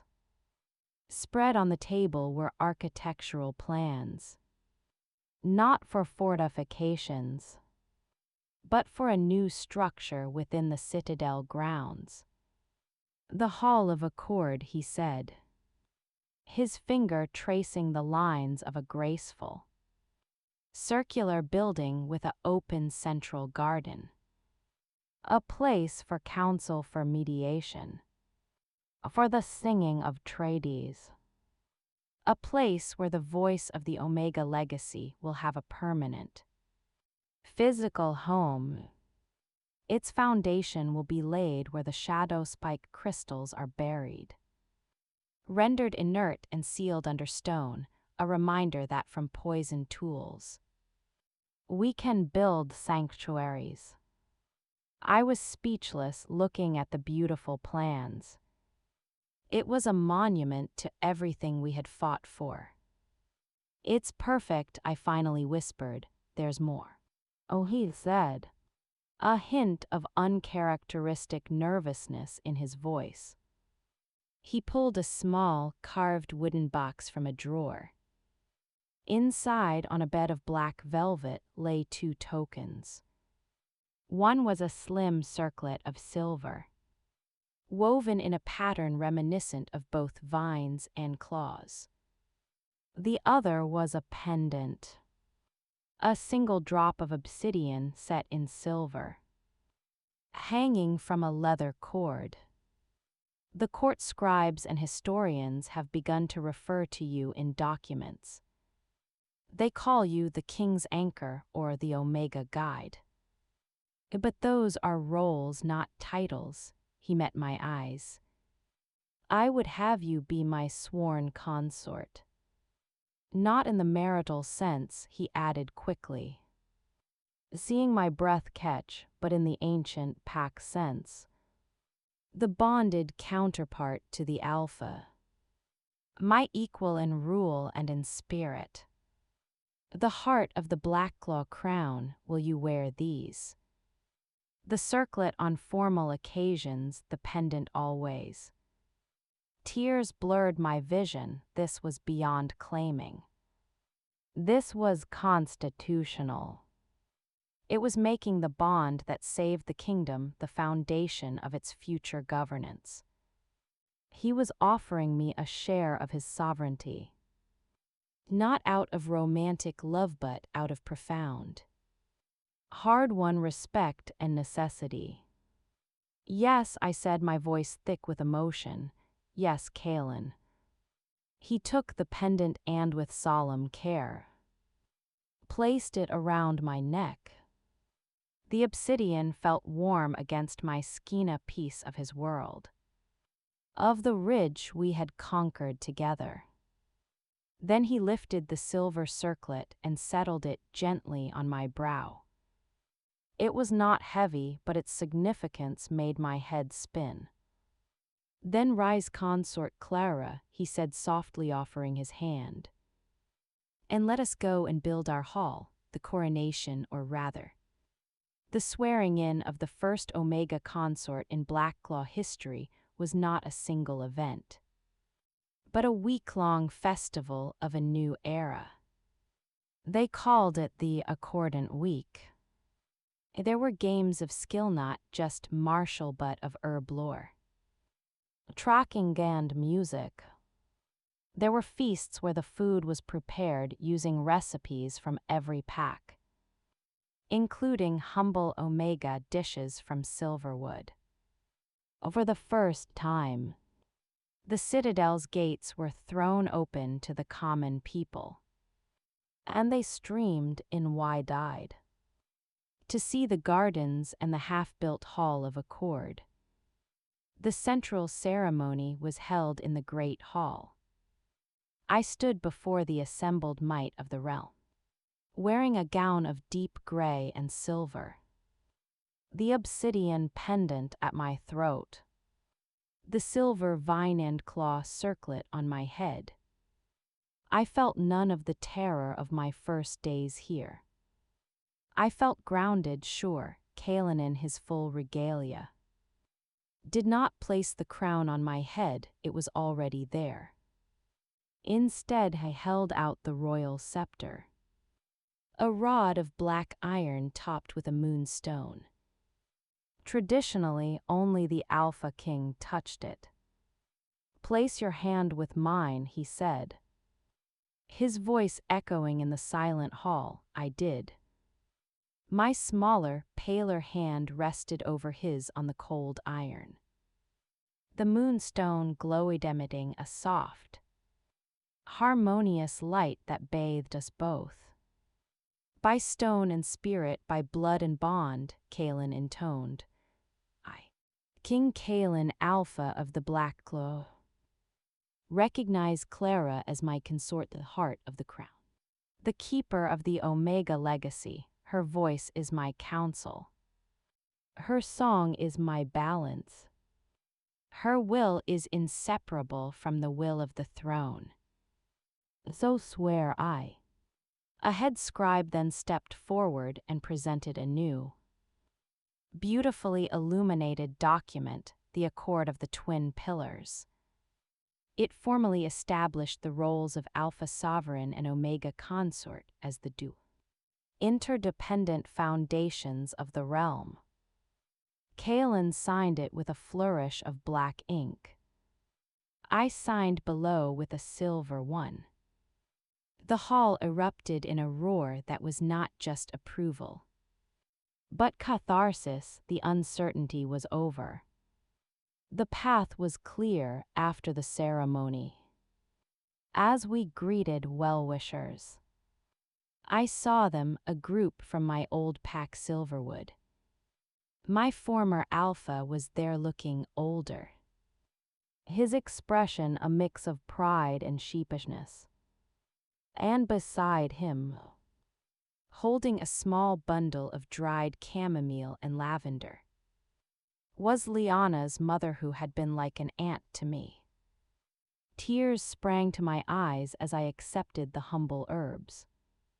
"The garden thrives, consort," the older woman said, her voice trembling. We planted a new patch in the clearing where you stood. We call it Clara's grace." It was a full-circle moment that healed a last hidden wound in my heart. I had not just found a new place, I had redeemed my old one. Life settled into a fulfilling, demanding rhythm. The Hall of Accord rose stone by beautiful stone. The conservatory was now led by a council of senior Omegas from different packs, allowing me to focus on my duties as consort. Kaelen and I fell into an easy partnership. We could often communicate with a look, a touch on the bond. We debated policy fiercely but with respect. He taught me statecraft. I taught him deeper levels of the empathic connection, which he began to use to sense the morale of his troops or the true intentions of ambassadors. One afternoon, about a year after the accord, a different kind of petitioner arrived. He was an elder from a distant reclusive mountain pack. The stone peak he carried not a grievance, but a burden, a heavy-locked chest made of aged wood. "Consort," he said, bowing deeply to me in the Hall of Accord's serene central garden. "For generations, the keepers of my pack have guarded this. We were told to wait until the song of the heart was heard again in the halls of the great Alpha. We believe that time is now." With a ceremonial key, he opened the chest. Inside, resting on velvet, were not jewels or weapons but books, dozens of them bound in leatherbark cloth. Even carved slate, the lost library of the Omegas. My hands shook as I lifted the first one. The script was ancient, but the language of root and rhythm was the same. These were the comprehensive texts, theories of harmonic healing, detailed maps of spiritual ley lines, chronicles of the first pacts between alphas and omegas. My barkcloth book had been a child's primer. This was the university. This changes everything," I breathed. "It returns everything," the elder corrected gently. "It was always yours. We were just keeping it safe during the long winter of forgetting." Oh, the discovery sent new waves of energy through the conservatory. Scribes worked day and night to copy and translate. New classes were formed. The legacy was no longer being pieced together from fragments. It was being studied as a complete, sophisticated discipline, yet amidst this golden age, a tiny persistent thorn of unease pricked at me. It was the bond. It was so strong, so quiet, so constant. It felt complete, and in its completeness, I began to sense the faintest echo of something else, not a threat from outside, but a natural progression from within. The bond between an alpha and his consort was meant to be the central, stabilizing force of the pack, but a pack looked forward. It thought of the next generation. I found myself watching the children who now played freely in the Citadel gardens, the offspring of guards and cooks and courtiers. I saw Kaelen sometimes watching them to a soft, unreadable expression on his face. The question of succession, which Verk had wielded as a weapon, began to whisper in a new, gentler form within the walls of our peace. We had built a new world, but a world to endure must have a future. And the nature of our bond, our profound but chaste partnership, left that future curiously undefined. It was a silent question hanging in the sun-dappled air of our hard-won peace, a single quiet note waiting for its harmony. The Stone Peak Library was a river of knowledge that flooded the dry banks of our understanding. We learned of resonance weavers, omegas who could attune the stones of a building to promote health, or dreamwalkers who could help heal psychic trauma. The legacy was vaster and more specialized than we'd imagined. The conservatory hummed with focused energy as students began to find their aptitudes. My own role evolved from teacher to archivist and conductor, helping to orchestrate this symphony of rediscovery. Kaelen, in turn, began integrating these concepts into law and diplomacy. A dispute over a river border was solved not just by surveyors, but by an Omega hydromancer who showed both sides how to share the water's spirit, leading to a cooperative irrigation pact. Yet the silent question of the future persisted. It manifested in small ways, the court tailors, making my new consort robes, would use language like timeless and enduring, but never for your heirs. The architects of the Hall of Accord designed it to last 1,000 years. A monument to an idea, but the idea felt personality to us.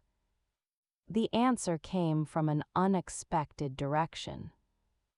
During a visit from the Sunstrider pack, now thriving, their fleet rebuilt, Alpha Roan brought his granddaughter, a girl of about 12 named Marin. She had bright, curious eyes and a restlessness that reminded me of my own younger self, trapped in a role that didn't fit. During a tour of the conservatory gardens, Marin lagged behind. I found her not looking at the flowers, but with her ear pressed against the trunk of the great old oak that grew at the center. Her eyes closed in concentration. "What do you hear?" I asked softly. She started, then looked guilty. "It sings a very slow, deep song. It's sad.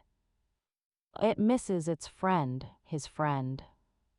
The big pine that used to grow on the south wall.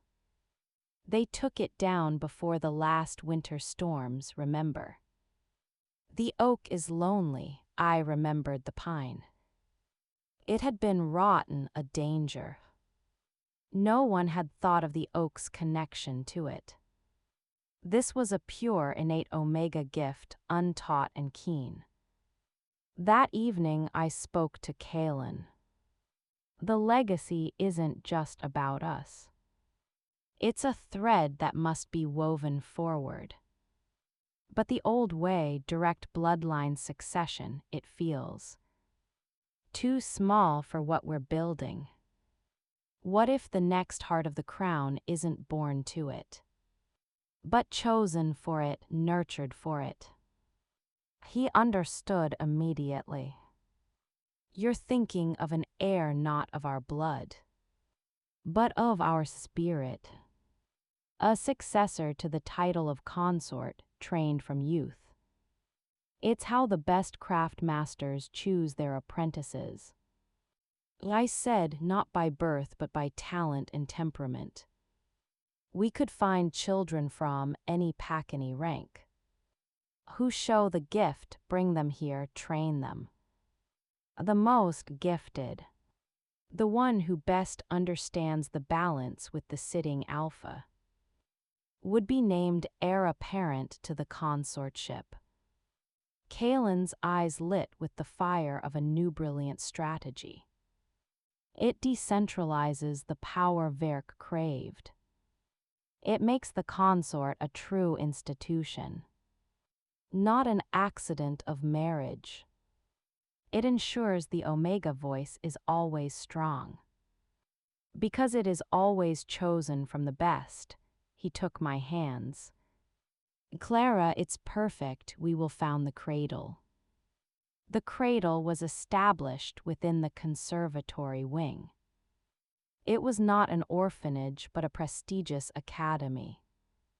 Scouts were sent throughout the realm not to recruit, but to observe. They looked for children who had an uncanny way with animals, who could predict the weather in their bones, who brought peace simply by entering a room. Marin of Sunstrider was our first candidate, her parents. After much discussion and a tearful farewell, agreed to let her stay. She was joined by a quiet beta boy from a farming pack who could tell if a seed would sprout by holding it, and an intense little alpha girl from the mountains who could mimic any bird call so perfectly they would answer her. They were my most important students. I taught them the songs listening but also history. Diplomacy and the principles of the accord. Kaelen would often join us, letting them sense his power, teaching them that an alpha's strength was not something to fear, but a force to be harmonized with, watching them learn. The silent question in my heart found its answer. The future was not a single child of my body. It was this garden of young spirits, one of whom would one day stand where I stood, ready to be the next heart. The stability of our system faced its next test not from ambition, but from nature. A sickness began in the eastern farmlands. It wasn't a plague that affected people or livestock, but the crops themselves. Wheat grew stunted and bitter, fruit rotted on the branch. It spread like a shadow, and famine began to whisper at the edges of the realm. The healers were baffled, the soil seemed healthy. No blight or pest could be found, desperation mounted. A delegation of farmers, their faces etched with worry, came to the Hall of Accord. It's as if the land itself has lost its will to feed us. Their spokesman said despair in his voice. I listened, and the bond within me trembled with a sympathetic note. This was a sickness of spirit, like the weeping rift or the furious sea, but subtler. A deep melancholy. I need to go there, I told Kaelen. It could be dangerous. If whatever it is can affect the life force of plants, all the more reason the land is part of the pack. If it sickens, we all sicken. We traveled east. The scene was worse than described. Fields that should have been gold were a sickly gray-green. The air felt thin, joyless. I walked into the center of the most affected field and sank to my knees, plunging my hands into the earth. What I felt was not rage or grief, but a profound discouragement. It was the memory of too many seasons of being only taken from, of being treated as a resource, not a partner. The land was exhausted in its soul. This was not a song for one Omega, this was a song for a chorus. I sent riders back to the citadel with a summons. Every Omega from the conservatory and the cradle who could make the journey was to come. They arrived in a caravan, dozens of men and women, young and old, and even the children from the cradle. Led by Heroine, I explained what I had felt. This isn't about giving strength. It's about giving thanks.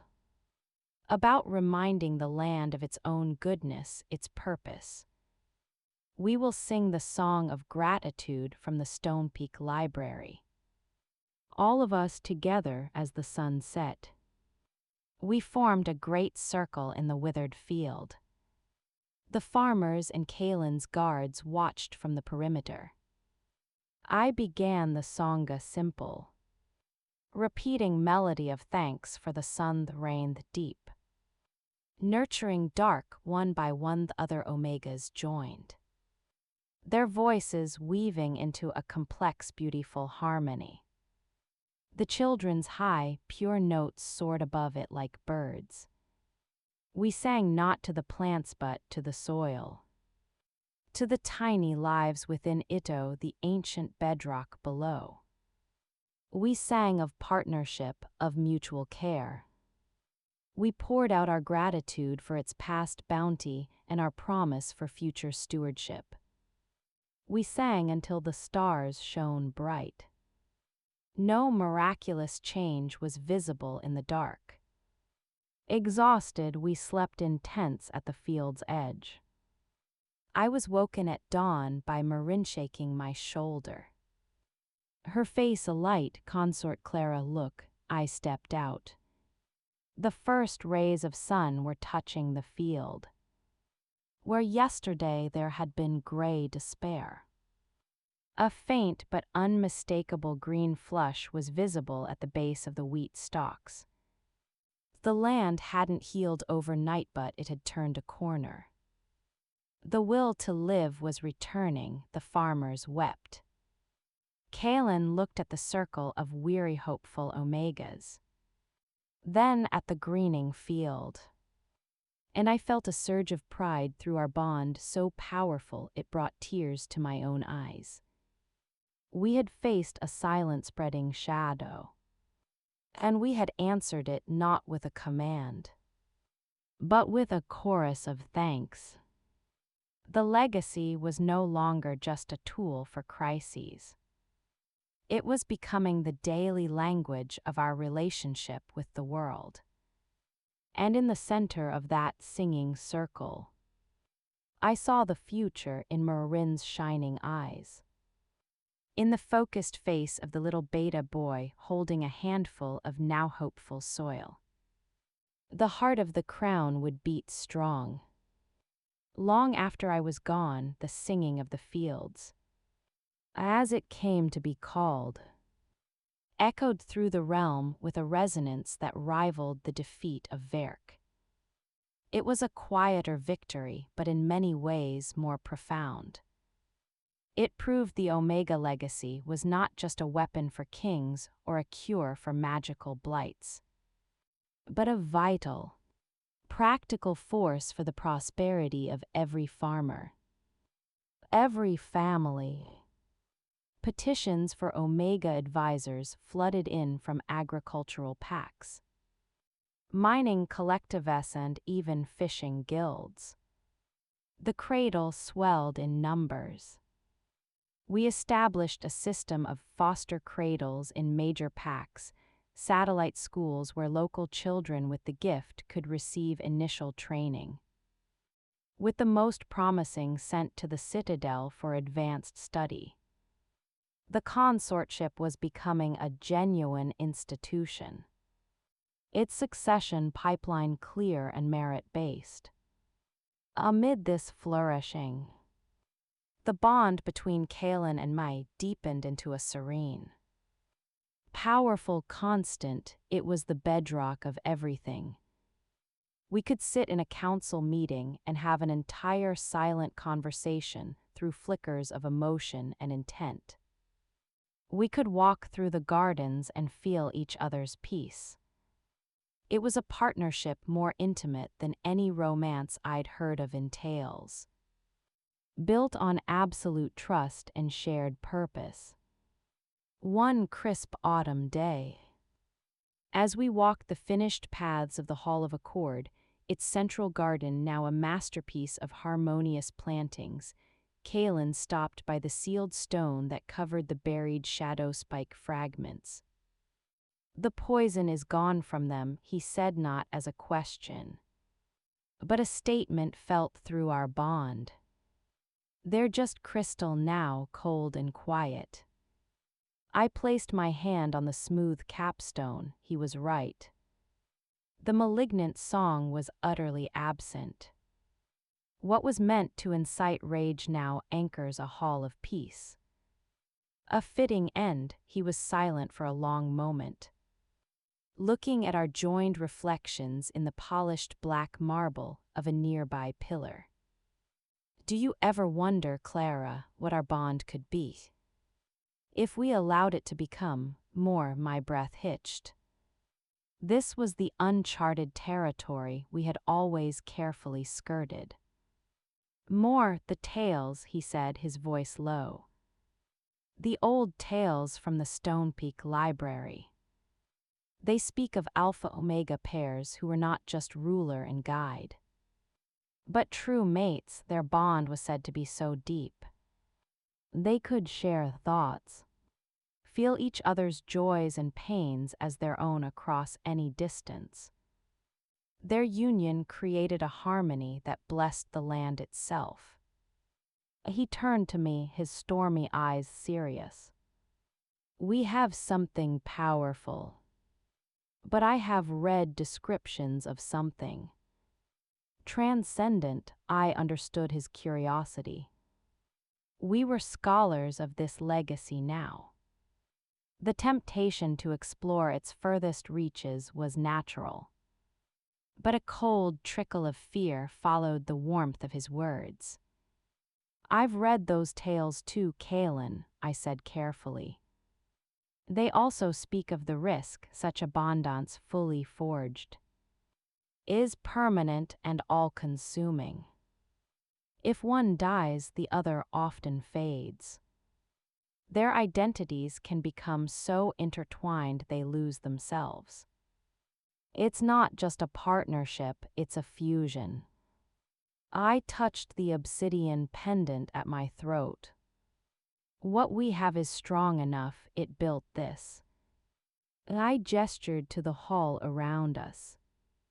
"Do we need to risk it for something the stories call transcendent? What if transcendent just means lost as individuals?" He absorbed my words, his expression thoughtful, not hurt. "You fear losing yourself." "I fear losing us," I corrected. "This us that works, that reasons, that chooses." "A fusion sounds like an end of choice," he nodded slowly. Then took my hand, linking his fingers with mine. The bond hummed with his understanding. "Then we stay this course. We are the architects of a new tradition, Clara. We get to define its limits. We will let the tales of the old fused mates remain just that, tales. Our legacy will be one of conscious partnership, not unconscious union." It was a decision that settled something profound in my soul. We had faced external threats together. Now we had faced an internal one, the temptation of a deeper, more dangerous magic, and had chosen the path of mindful balance. It felt like our final, mutual coronation. The next test came with the first frost. It arrived in the form of a lone rider from the farthest northern reach of the kingdom. The glacial wastes, the rider was a grizzled, ancient beta who served as keeper of the silent archive, a repository of artifacts too strange or dangerous for the royal archives. He bowed before us in the throne room, his breath still puffing white in the citadel's warmth. King Kaelen, consort Clara, a seal has broken. In the deepest vault the ice heart stirs. A ripple of dread went through the court elders who knew the name. Kaelen's hand tightened on the arm of his throne. Explain. The ice heart is not a weapon, but a recorder, the keeper said. From a time before the first black glow. Before the first Omega song. It is a crystal that holds the pure memory of the primordial ice. Of the world before life when it stirs. It emits a cold that freezes not the body but the spirit. It brings despair-apathy, a longing for the quiet of oblivion. Its seal was reinforced by an Omega of legend. But the reinforcement fades with centuries. It is fading now, a cold that attacked the spirit. The opposite of the shadow spike's rage, but just as deadly. Apathy could kill a kingdom as surely as fury. It must be resealed, Kaelen said. The old method is lost, the keeper replied. The legend only says the warmth of a bonded heart must sing to the ice. All eyes turned to me, the warmth of a bonded heart, ours. The wastes are a month's hard journey in deep winter. Lord Bren warned, a perilous trip for little guarantee. Kaelen stood. If it unleashes, the spiritual winter will spread. Crops will fail not from disease, but from lack of will to tend them. Children will not be born for lack of hope, we go. This was different from the coast or the fields. This was a fundamental, ancient wrongness. As we prepared for the journey, I studied every scrap of lore on the ice heart. There were no songs for it, it was pre-song. The only consistent phrase was the one the keeper gave, the warmth of a bonded heart. We traveled light and fast. A small contingent of the hardiest guards and a single sled carrying supplies. The journey was a trial of endurance. The cold was a physical beast. But worse was the creeping psychic chill as we neared the wastes. Colors seemed to drain from the world. Laughter died in throats. The bond between Kaelen and me became our only source of inner warmth. A small glowing coal in a vast freezer.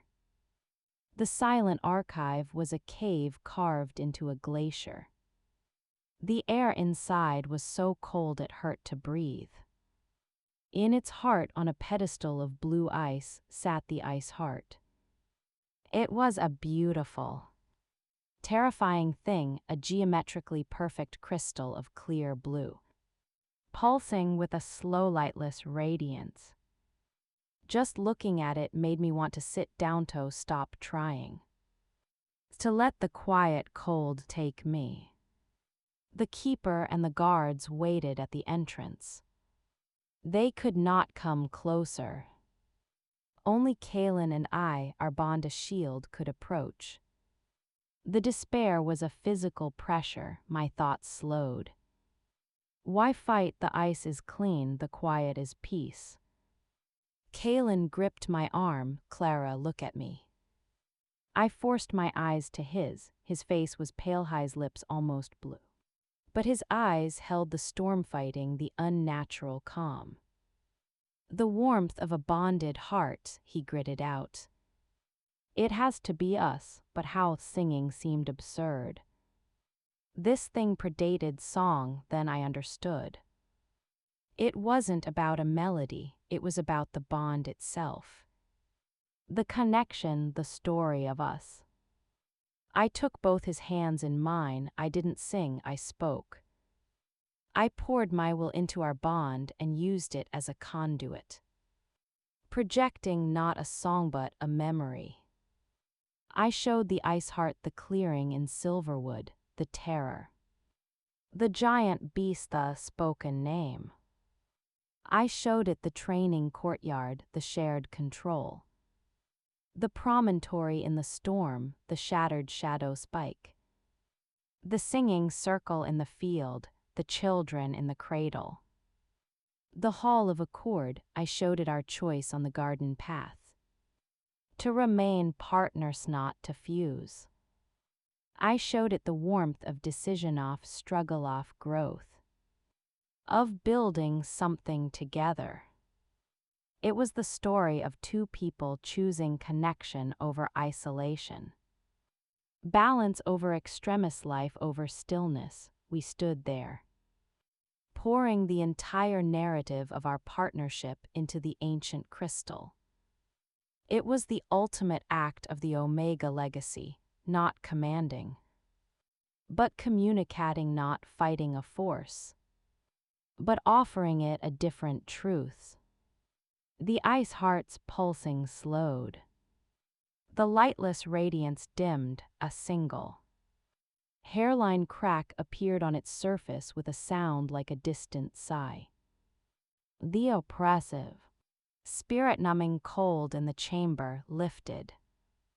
Not to warmth but to a neutral, bearable chill.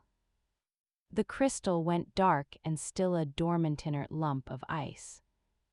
We stumbled back, exhausted, not physically but spiritually.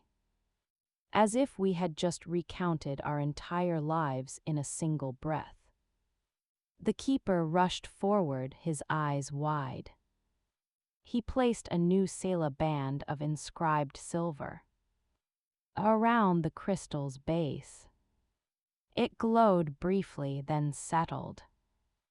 "It is done," he whispered. "You did not reseal it with strength, you satisfied its curiosity, you showed it that life. In all its messy-bonded warmth, eyes, a story worth preserving." The journey back felt like a return from the edge of existence. The world had color again, sound again. The bond between Kaelen and Metho, we felt richer. Denser, we had not just used it, we had defined it. Declared its story to the oldest cold in the world. And that story had been enough. We had faced the void and offered it a tale of two hearts. And the void had blinked and found it good. Returning from the glacial wastes was like being reborn into a world of vibrant sensation.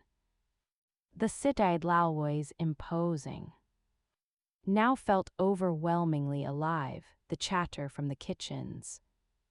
The smell of baking bread. The vivid green of the winter moss on the stones. The spiritual chill of the ice heart had made me appreciate the glorious noise of existence in a way I never had before. The kingdom hearing of this latest trial overcome. Settled into a period of unprecedented peace and productivity. The era of the anchor was no longer a hopeful phrase. It was a documented reality. Trade flourished. Not out of fear of Blackclaw might, but because stable. Spiritually healthy lands produced more and better goods. Disputes were brought to the Hall of Accord, where teams of trained beta arbiters and omega mediators found solutions that left all parties feeling heard. My primary focus became the cradle, Merino 15. had blossomed into a poised young woman with a preternatural empathy. She could walk into a room and within minutes understand the hidden tensions between everyone in it. The little beta boy Heroine had a gift for plants that bordered on telepathy. He was pioneering new agricultural techniques by asking the crops what they needed.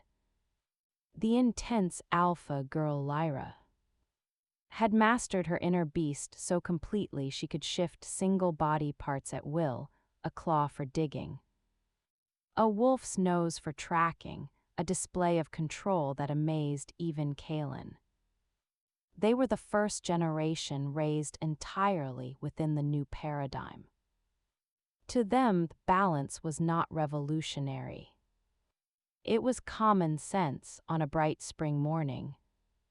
Kaelen found me in the cradle's sunlit common room, helping Marin draft a letter to her family. He carried a scroll sealed with unfamiliar wax. A delegation from the Ironwood Alliance will arrive in 3 days. He said his tone neutral, but I felt a flicker of complicated tension through our bond. The Ironwood Alliance was not part of our kingdom. They were a powerful insular federation of packs to the east, ruled by a council of alphas known for their traditional, hardline views. They had watched our experiment with open skepticism, if not disdain. They were the last major power on the continent who still held to the old, rigid hierarchy where omegas were seen as possessions. Not partners. This isn't a social visit, I stated. No. It's an audit, Kaelen said, unrolling the scroll. They cite concerns over regional stability due to our departure from natural law. They wish to inspect our military readiness, our economic outputs, and the moral character of our court. His jaw tightened. They will be looking for weakness, for chaos, for any sign that our balance is a farce. It was a different kind of threat. Not an attack, but a judgment if they deemed us weak.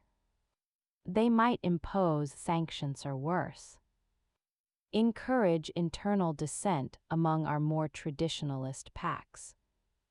We must be exactly who we are, I said.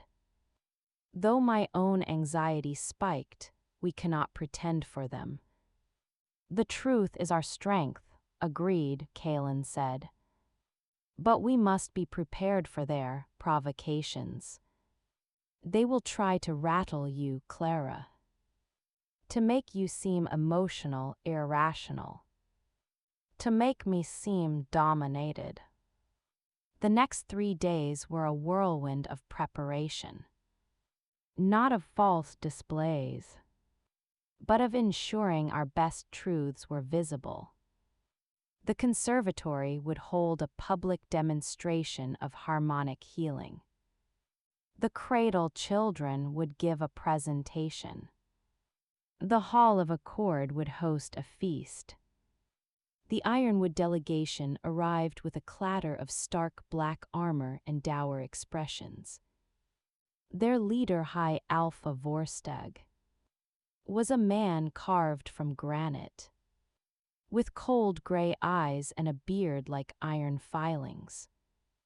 He acknowledged Kaelen with a curt nod and looked through me as if I were a pane of glass. The tour began. Vorstag and his lieutenants scrutinized our barracks. Our armories they found discipline a strength, and order, but also something that unsettled them. The soldiers showed respect to their Omega medics and counselors, consulting them not as comforts but as specialists. It was seamless professional, and it contradicted their worldview. The provocation came at the feast. The hall was beautiful, filled with light and the gentle music of harp and flute played by beta musicians. During the Melon of Vorstag's younger alphas, a sneering man named Graf raised his voice. "King Kaelen, your kingdom is impressive, but tell me, how does one rule when the gentle heart may overrule the strong arm? What if your consort," he said the word like an insult, "feels pity for an enemy you must destroy?" A hush fell. This was the challenge. Kaelen set down his goblet. The strong arm unchecked becomes a tyrant. The gentle heart unguided becomes sentimentality. I rule with my consort's counsel because her perspective ensures our strength is applied wisely. Pity has no place in strategy, but understanding an enemy's motives. That is the difference between a costly war and a lasting peace. He gestured to a tapestry depicting the signing of the Sunstrider Accord after the storms. That peace was won not by destroying a broken enemy, but by healing a broken relationship with the sea. It has yielded more loyal subjects and more prosperous trade than any conquest. Griff looked unsatisfied, his eyes landed on me. "And you, consort, do you not fear your sensitivities? Make the king appear soft to wolves like us." All eyes were on me. I felt Kaelen's steady support through the bond. A quiet hum of strength. I smiled a gentle, unflinching smile. "High Alpha Vorstag." I said, addressing his leader directly bypassing Griff. "Your armor is magnificent, the finest steel, but I wonder, do your smiths only ever strike the metal with their hardest hammers?" Vorstag's eyes narrowed slightly. "What do you mean?" "If they only ever strike with full force," I continued, my voice calm and clear in the silent hall. "The metal shatters to shape Ido temperate. They must also know when to apply softer heatwind to fold it. When to let it rest. Sensitivity is not weakness, my lord. It is the precise application of knowledge. It is what turns raw ore into a blade that holds its edge. King Kaelen's strength is the hammer. My role is the tempering heat and the careful fold. Together we do not make something soft. We make something unbreakable." I picked up my silver knife, the one used for fruit. I held it up, letting the light glint along its edge. "You came to see if our new way creates a blunt instrument. I hope you see instead that it forges a finer one." For a long moment Vorstag said nothing. He looked from the knifedo Mido Kaelen, then to the integrate peaceful and visibly prosperous court around him. He saw no dissent, no chaosly a quiet, confident order that was foreign to him but undeniably effective. He gave a single, slow nod, not a smile, never that. But it was an acknowledgement. "You have given us much to consider, King Kaelen." Consort Clara, his voice was still gruff, but the dismissive edge was gone. "Your kingdom is not what we expected." The diplomatic crisis had passed. We had not fought, not debated. We had simply been who we were. And it had been enough to give even the most hardened traditionalist pause. Later in our private quarters, Kaelen let out a long breath. "The tempering heat and the fold," he repeated, a proud smile touching his lips. "That was brilliantly said." "It was just the truth," I said, lining into the comfort of his presence. The most powerful weapon we have, he agreed. He looked at me, and the bond swelled with a feeling too complex for words: respect. Partnership, a shared triumph, and a deep, abiding affection that asked for nothing more than this shared purpose. They will go home and report that the Blackclaw throne is not weakened by its heart. They will say it is formidable in a way they cannot replicate. And they will be right. We had turned an audit into a demonstration. The final wall of external doubt had been faced and had begun, brick by brick, to crumble. Our legacy was now secure not just within our borders, but in the eyes of the world. All that remained was to ensure it outlived us, time. In the citadel of the new era was not a slow march but a swift, deep river carrying the seeds we had planted to fruition. 10 years had flowed past since the stand in the Obsidian Ridge Canyon. The Hall of Accord was no longer new. Its stones were softened by lichen, its gardens lush and mature. The Omega Conservatory had published its first codices, distributing the reclaimed knowledge across the realm. The Cradle had its first graduating class. Marin stood before us in the hall, no longer a girl, but a woman of 22. Heroine and Lyra flanked her, along with a dozen other young men and women from that first cohort. They wore simple gray robes, but their bearing spoke of quiet confidence. Kaelen and I sat on twin thrones, not the old, solitary monstrosity of black iron, but two elegantly carved seats of dark wood and silver, placed side by side before the assembled court and the proud families of the graduates. We conducted the first rite of adulthood for the Cradle. You have learned the songs of earth and spirit, I said, my voice echoing softly in the hall.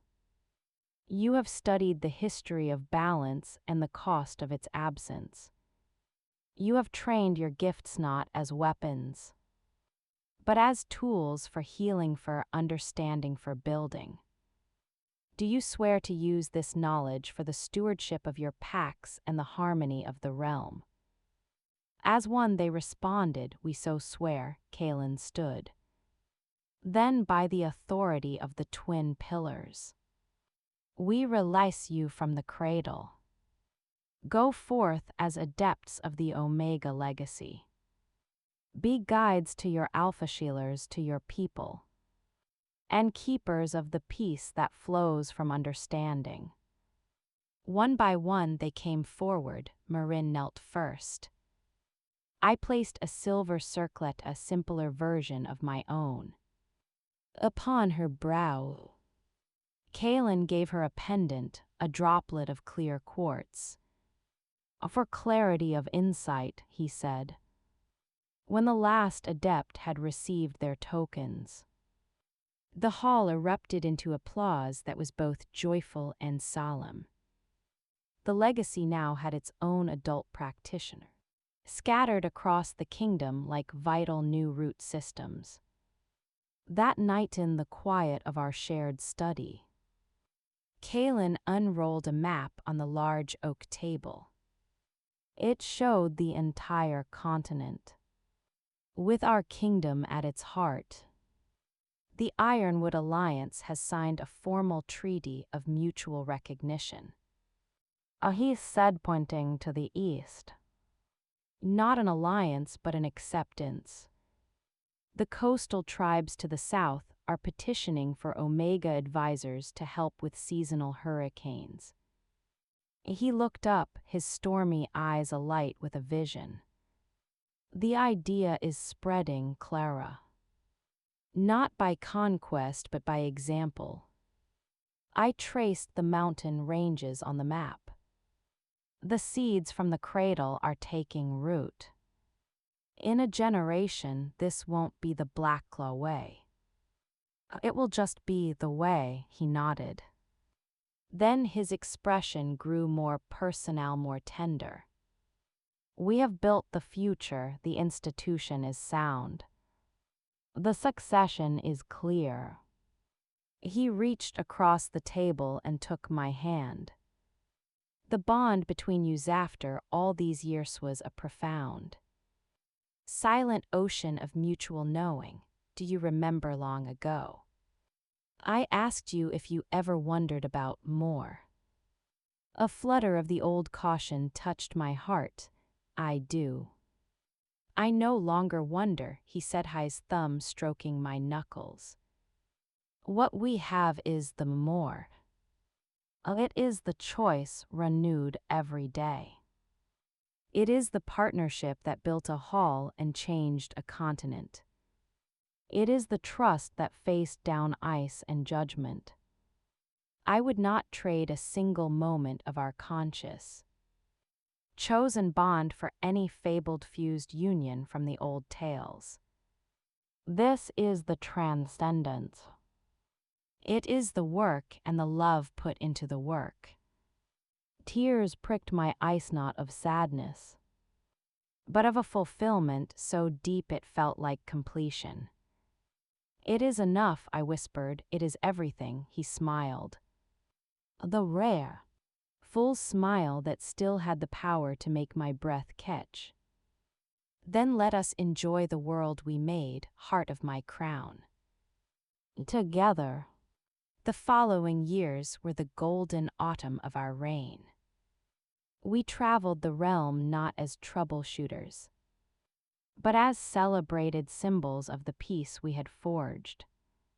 We visited Heroine in Sunstrider, where she served as Omega advisor to Alpha Roan's successor, using her empathic gift to help mediate fishing rights. We walked with Heroine through his experimental orchards, where trees bore fruit in once barren soil. We watched Clara, now a captain in the Blackclaw Guard, lead a unit with a discipline that blended alpha ferocity with omega-informed strategy. The citadel itself became a center of learning and diplomacy for the whole continent. The old, cold fortress was now filled with the sounds of debate music and children's laughter from the ever-growing cradle. I felt time's passage not in wrinkles or aches first, but in the bond it mellowed like a great wine, the vibrant, sometimes turbulent stream of our early connection had become a wide, deep and peaceful river. We could sit for hours in companionable silence, reading or watching the sunset, and feel more connected than in any conversation. The first true sign of winter's approach came on a day much like any other. Kaelen was reviewing garrison reports. I was annotating a new herbal compendium. A sudden, sharp dizzy spell hit mean the world grayed at the edges. I dropped my quill, a blot of ink spreading across the parchment. Kaelen was at my side in an instant, his hand on my shoulder. Clara, the dizzy spell passed as quickly as it came, leaving behind a faint, persistent fatigue. It's nothing. Just tired, but it wasn't nothing. It happened again the next week, and again. The Citadel's finest healers, both Beta and Omega, could find no illness, no poisano weakness of the body. It was Mistress Gareth, no ancient but sharp as attack, who said what others feared to. She felt my pulse, looked into my eyes and then at Kaelen's worried face. You have poured yourselves out for decades, she said, her voice gentle but firm. you faced a shadow spike. A weeping sea, a spirit sickness of the land. And the primordial ice, you have channeled power. Sung songs that cost pieces of your own spirit. And forged a bond that holds a kingdom together. Oh, she patted my hand. The body is weary because the spirit is well lived. There is no cure for a life fully given. It was not a sickness. It was the gradual dimming of a candle that had burned brightly. And without reserve for a long time.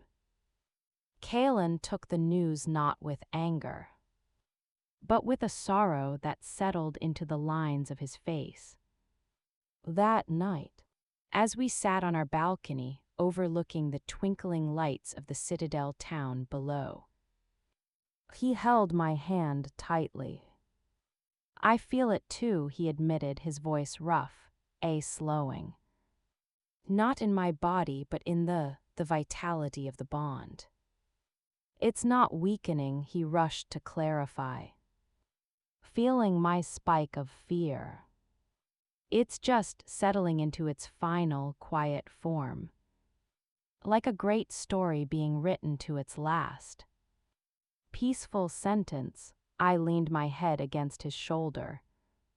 We knew the exchange had a cost, Silene wrote of it. We just made more withdrawals than most. And built more than most, he said firmly. He turned his head, his lips brushing my hair. I would make every withdrawal again, Clara, for this. For all of this, we made a decision then. We would not hide, nor would we cling desperately. We would do what we had always done, led by example. We announced a slow, graceful transition of power. Merin was summoned from Sunstrider in the Hall of Accord. Before the entire court and the Council of Adepts. Kaelen and I stood together for the last time in our official capacity. The strength of a kingdom lies not in the immortality of its rulers, but in the resilience of its institutions, Kaelen declared. His voice still commanding, though softer than in his youth. The twin pillars stand strong. It is time for the next heart to take her place. I removed the silver vine-end claw circlet from my own brow. My hands were steady. I faced Merin, who was weeping silent tears. Merin of Sunstrider, adept of the first cradle. You have shown wisdom, compassion, and an unshakable commitment to the balance. Do you accept the role of Omega Consort? To be the heart to the Alpha Sovereign, and to guide the legacy forward. She took a deep, shuddering breath and knelt. I do, Consort Clara, with all my heart. I placed the circlet upon her head, it suited her. Kaelen then placed the obsidian pendant around her neck, the same one he had given me a lifetime ago. The stone from the ridge, he told her. A reminder that our greatest strength is mastered not alone, but in harmony. We stepped back hand in hand. As Merin rose and turned to face the realm, the applause that filled the hall was thunderous. A wave of love and hope for the future. Our work was done. The story we had written of an Omega who spoke a name and a king who learned to listen was complete. All that remained was the quiet, cherished epilogue of days spent in the gardens we had planted, watching the world we had remade flourish under a new, capable heart. The final chapter of a life is not written in grand decrees or heroic stands, but in the quiet spaces between moments for Kaelen and me. Those spaces were filled with the gentle light of a sun that seemed to Usto hang lower and warmer in the sky. We relinquished the royal quarters to Marin and the young alpha heir apparent she was beginning to mentor, a thoughtful boy from the mountains with a laugh like rolling thunder. We moved to a serene pavilion nestled in the very gardens I had first tended, the ones that now sprawled across the citadel's southern slope. It was a place of whispering, lavish-humming bees, and the distant thappy sounds of the cradle. Our days followed a slow, sweet rhythm. We would break our fast on the terrace, watching the dawn paint the stones with gold. Kaelen's hair was more silver than black now, and my own braid was a pale gray. The dizzy spells came more frequently, a gentle reminder of the finite number of mornings we had left. We treated them not with fear, but with gratitude for the one we were currently enjoying. We still visited the Hall of Accord but as honored guests, not rulers. We watched Marin preside over a dispute between miners and foresters. She didn't sing, she listened and truly listened, and then asked questions that peeled back layers of resentment to reveal shared fears. She was brilliant, she was herself, the legacy was safe. One afternoon as autumn leaves swirled in copper drifts, Kaelen and I walked to the old training courtyard. It was rarely used now, as martial training had evolved to include mental and spiritual conditioning in other venues. The stone-lined pit was silent. "This is where you first channeled my storm," Kaelen said, his voice a fond rumble. "You called it lightning in a cage. I was so afraid I would hurt you." "And I was afraid I was not enough," I replied. Leaning on his arm, the fatigue was a constant companion now. But his presence gave me strength. We were both wrong. He led me to the very center of the courtyard and turned to face me. He took both my hands in his, the bond between us that deep. "Wide river flowed calm and strong, Clara," he said, his stormy eyes holding mine with an intensity that belied our years. "My guide, my anchor, my heart. You gave a lonely king his name, and in doing so, you gave a lost kingdom its soul. There are no words in any song, in any legacy, deep enough to hold my gratitude or my love." Tears streamed down my face, but they were tears of pure, unshadowed joy. "You gave a scared Omega a purpose, a voice, and a partnership that shaped the world. You saw the legacy in me before I saw it in myself. That is the greatest gift an alpha can give." He didn't kiss me, we had never needed that punctuation. Instead, he did what felt more profound. He slowly, carefully went down on one knee before me, as he had in a moonlit clearing a lifetime ago. He bowed his head and pressed his forehead against our joined hands. It was a gesture of ultimate fealty, of love, of completion. I placed my free hand on his silvered hair, my heart so full I thought it would shine out of my chest. "Rise, my king," I whispered. "Your heart is with you always." He rose and we stood there, in the place of our first true connection, holding each other as the afternoon light stretched long and golden. The last evening came with a spectacular sunset that set the western sky ablaze in violet and orange. We sat on our terrace, wrapped in a single warm blanket. The fatigue was a heavy cloak, but a comfortable one. I felt myself drifting not into sleep but into a deeper, warmer current within our bond. "Can you feel it?" Kaelen murmured, his cheek resting against my hair. The kingdom, it's singing a low, contented hum. Marin's song is in it now, and Heron's and Lyra's. It's a beautiful chorus. I listened with my spirit, not my ears. He was right. The frantic, discordant notes of fear and rage that had once characterized the realm were gone. In their place was a complex, harmonious melody of growth. Peace and purpose, our song was part of it, woven into the foundation. A steady bass note of enduring love and balance. We did it, I sighed, the words barely a breath. We did. He agreed, his own voice growing faint as if had to. We're being drawn into that gentle collective song. Together. I felt his awareness begin to blend seamlessly with mine.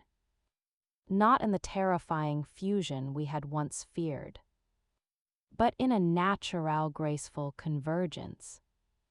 Like two streams meeting at the end of a long journey to become one river. Flowing finally into a vast calm sea, there was no pain. No fear, only an expanding sense of peace. Of a task joyfully completed. Of a love that had become the bedrock of a world. My last conscious thought was not a word, but a feeling, a wave of profound gratitude. Sent directly down the bond to him, and back like an echo. Came his answer, a surge of unwavering love and perfect contentment.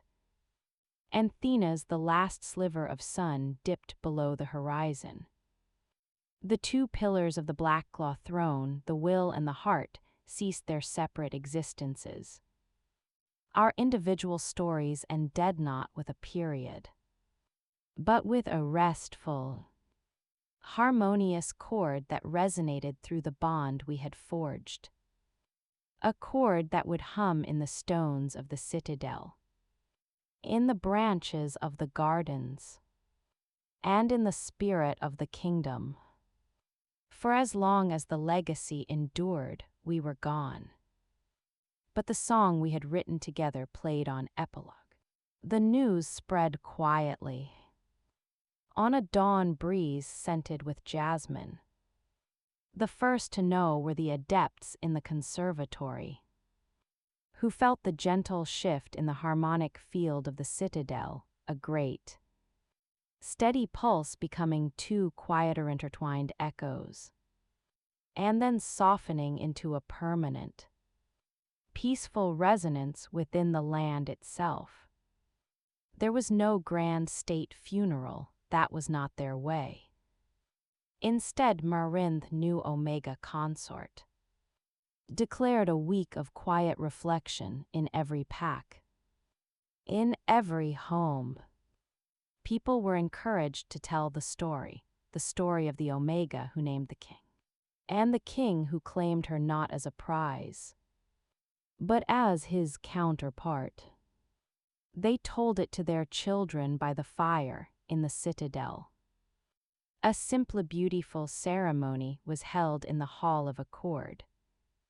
2 new trees were planted in the central garden, a strong, deep-rooted oak and a graceful silver-barked willow. Their branches intertwined, no plaques were placed.